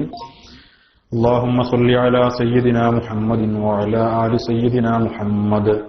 റഹ്മുർ-റഹീമായ അൽ മലിക്കുൽ ജബ്ബാറായ അല്ലാഹ്, ഞങ്ങൾ പറഞ്ഞതും കേട്ടതും ഖബൂൽ ചെയ്യണേ റഹ്മാനെ. റഹ്മാനായ റബ്ബേ, ഞങ്ങൾക്ക് നാഫിയായ ഇൽമും ഈമാനും തഖ്വയും നിന്റെ മഹ്ള് ഫദ്ൽ കൊണ്ട് വർദ്ധിപ്പിക്കണേ. റഹ്മാനായ റബ്ബേ, ഞങ്ങൾ സാധുക്കളാണ്, പാപികളാണ്, ഇൽമു കുറഞ്ഞവരാണ്, അമല് കുറഞ്ഞവരാണ്. നിന്റെ മഹ്ളായ ഫദ്ൽ കൊണ്ട് റബ്ബേ, ഞങ്ങൾ ചെയ്യുന്ന ചെറിയ അമലുകൾക്ക് വലിയ പ്രതിഫലം നൽകി കബൂലാക്കണേ അല്ലാഹ്. ഞങ്ങൾ ചെയ്യുന്ന അമലുകൾ പൊളിച്ചു കളയുന്ന മാനസിക വൈകൃതങ്ങളിൽ തൊട്ട് ഞങ്ങളുടെ ഹൃദയങ്ങളെ നീ കാക്കണേ അല്ലാഹ്. കിബ്ർ, ഹസദ്, റിയാ പോലുള്ള മാനസിക വൈകൃതങ്ങളിൽ നിന്ന് ഞങ്ങളെ നീ സംശുദ്ധമാക്കണേ അല്ലാഹ്. റഹ്മാനായ റബ്ബേ, ശാരീരികമായും മാനസികമായും ഞങ്ങളെ അലട്ടിക്കൊണ്ടിരിക്കുന്ന രോഗങ്ങൾക്ക് നീ ശിഫ നൽകണേ അല്ലാഹ്. ഞങ്ങളോട് ദുആ വസിയത്ത് ചെയ്തവർക്കും ഞങ്ങളോട്, ഞങ്ങളുടെ അഹിലുകാർക്കും, ഞങ്ങളുടെ ബന്ധുക്കൾ, ഭാര്യ, സന്താനങ്ങൾ, മാതാപിതാക്കൾ, അതേപോലെ ഞങ്ങളോട് ദുആ വസിയത്ത് ചെയ്തവർ, അതേപോലെ ഞങ്ങളുടെ ഈ ക്ലാസ് ലോകത്തിന്റെ വിവിധ ഭാഗങ്ങളിലിരുന്ന് കേരള ഇസ്ലാമിക് ക്ലാസ് റൂമിലൂടെ കേട്ടുകൊണ്ടിരിക്കുന്ന ഞങ്ങളുടെ ആദർശ ബന്ധുക്കൾ തുടങ്ങി മുഴുവൻ ആളുകളുടെയും ശാരീരികവും മാനസികവുമായ ചെറുതും വലുതുമായ രോഗങ്ങളെ നീ ശിഫയാക്കണേ അല്ലാഹ്. മാരകമായ രോഗങ്ങളെ കൊണ്ട് ഞങ്ങളെയോ അഹിലുകാരെയോ നീ പരീക്ഷിക്കരുത് അല്ലാഹ്. റഹ്മാനായ റബ്ബേ, ക്യാൻസർ പോലുള്ള രോഗങ്ങൾ വ്യാപകമായി കൊണ്ട് ഈ കാലഘട്ടത്തിൽ സാധുക്കളായ ഞങ്ങളെയും അഹിലുകാരെയും നീ കാക്കണേ അല്ലാഹ്. റഹ്മാനായ റബ്ബേ, അപകടങ്ങളെ തൊട്ടും അപകട മരണങ്ങളെ തൊട്ടും ഞങ്ങളെയും അഹിലുകാരെയും കാക്കണേ അല്ലാഹ്. വാഹനങ്ങളിൽ ജോലി ചെയ്യുന്നവരും യാത്ര ചെയ്യുന്നവരുമാണ് ഞങ്ങൾ. റഹ്മാനെ, വാഹനങ്ങളിൽ ജോലി ചെയ്ത് മഈശത്ത് തേടുന്നവരുണ്ട്. നേരം പുലർന്ന് വൈകുന്നേരവും രാത്രി ഉറക്കമളച്ചും വാഹനം ഓടിച്ച് മഈശത്ത് തേടുന്ന ഒരുപാട് സഹോദരങ്ങളുണ്ട് റബ്ബേ. അപകടങ്ങളെ തൊട്ട് നീ കാക്കണേ അല്ലാഹ്. അപകട മരണങ്ങളെ തൊട്ട് നീ കാക്കണേ അല്ലാഹ്. നീ സംരക്ഷിക്കണേ അല്ലാഹ്. റഹ്മാനായ റബ്ബേ, കഴിഞ്ഞ ദിവസം അബൂദാബിയിൽ നിന്ന് കഴിഞ്ഞ ആഴ്ച നാട്ടിലേക്ക് ലീവിന് പോയ ഒരു സഹോദരൻ, അദ്ദേഹത്തിന്റെ ഭാര്യയുടെ പ്രസവം 3 ദിവസം കഴിഞ്ഞാൽ തന്റെ ഭാര്യ പ്രസവിക്കാനിരിക്കെ, പ്രസവത്തിന് ഡോക്ടർമാർ ഡേറ്റ് പറഞ്ഞിരിക്കെ, ബസ്സുമായുണ്ടായ മോട്ടോർ സൈക്കിളും ബസ്സും തമ്മിലുണ്ടായ അപകടത്തിൽപ്പെട്ട് ഗുരുതരമായ അവസ്ഥയിൽ ഹോസ്പിറ്റലിൽ അഡ്മിറ്റ് ചെയ്യപ്പെട്ട് കിടക്കുകയാണ്. 90% പ്രതീക്ഷയില്ല എന്നാണ് ഡോക്ടർമാര് പറഞ്ഞത് എന്ന് അദ്ദേഹത്തിന്റെ ബന്ധുക്കൾ പറഞ്ഞു. റഹ്മാനായ റബ്ബേ, ആ കുടുംബത്തിന്റെ അവസ്ഥയെ ഞങ്ങൾക്ക് ഊഹിക്കാൻ പോലും കഴിയുന്നതിലപ്പുറമാണ്.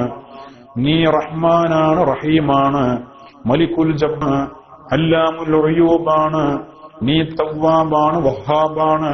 റഹ്മാനായ റബ്ബേ, ആ സഹോദരന്റെ ആ അപകട നിലയിൽ നിന്നും പരിപൂർണ ആഫിയത്തിലേക്ക് അദ്ദേഹത്തെ നീ തിരിച്ചുകൊണ്ടുവരണേ.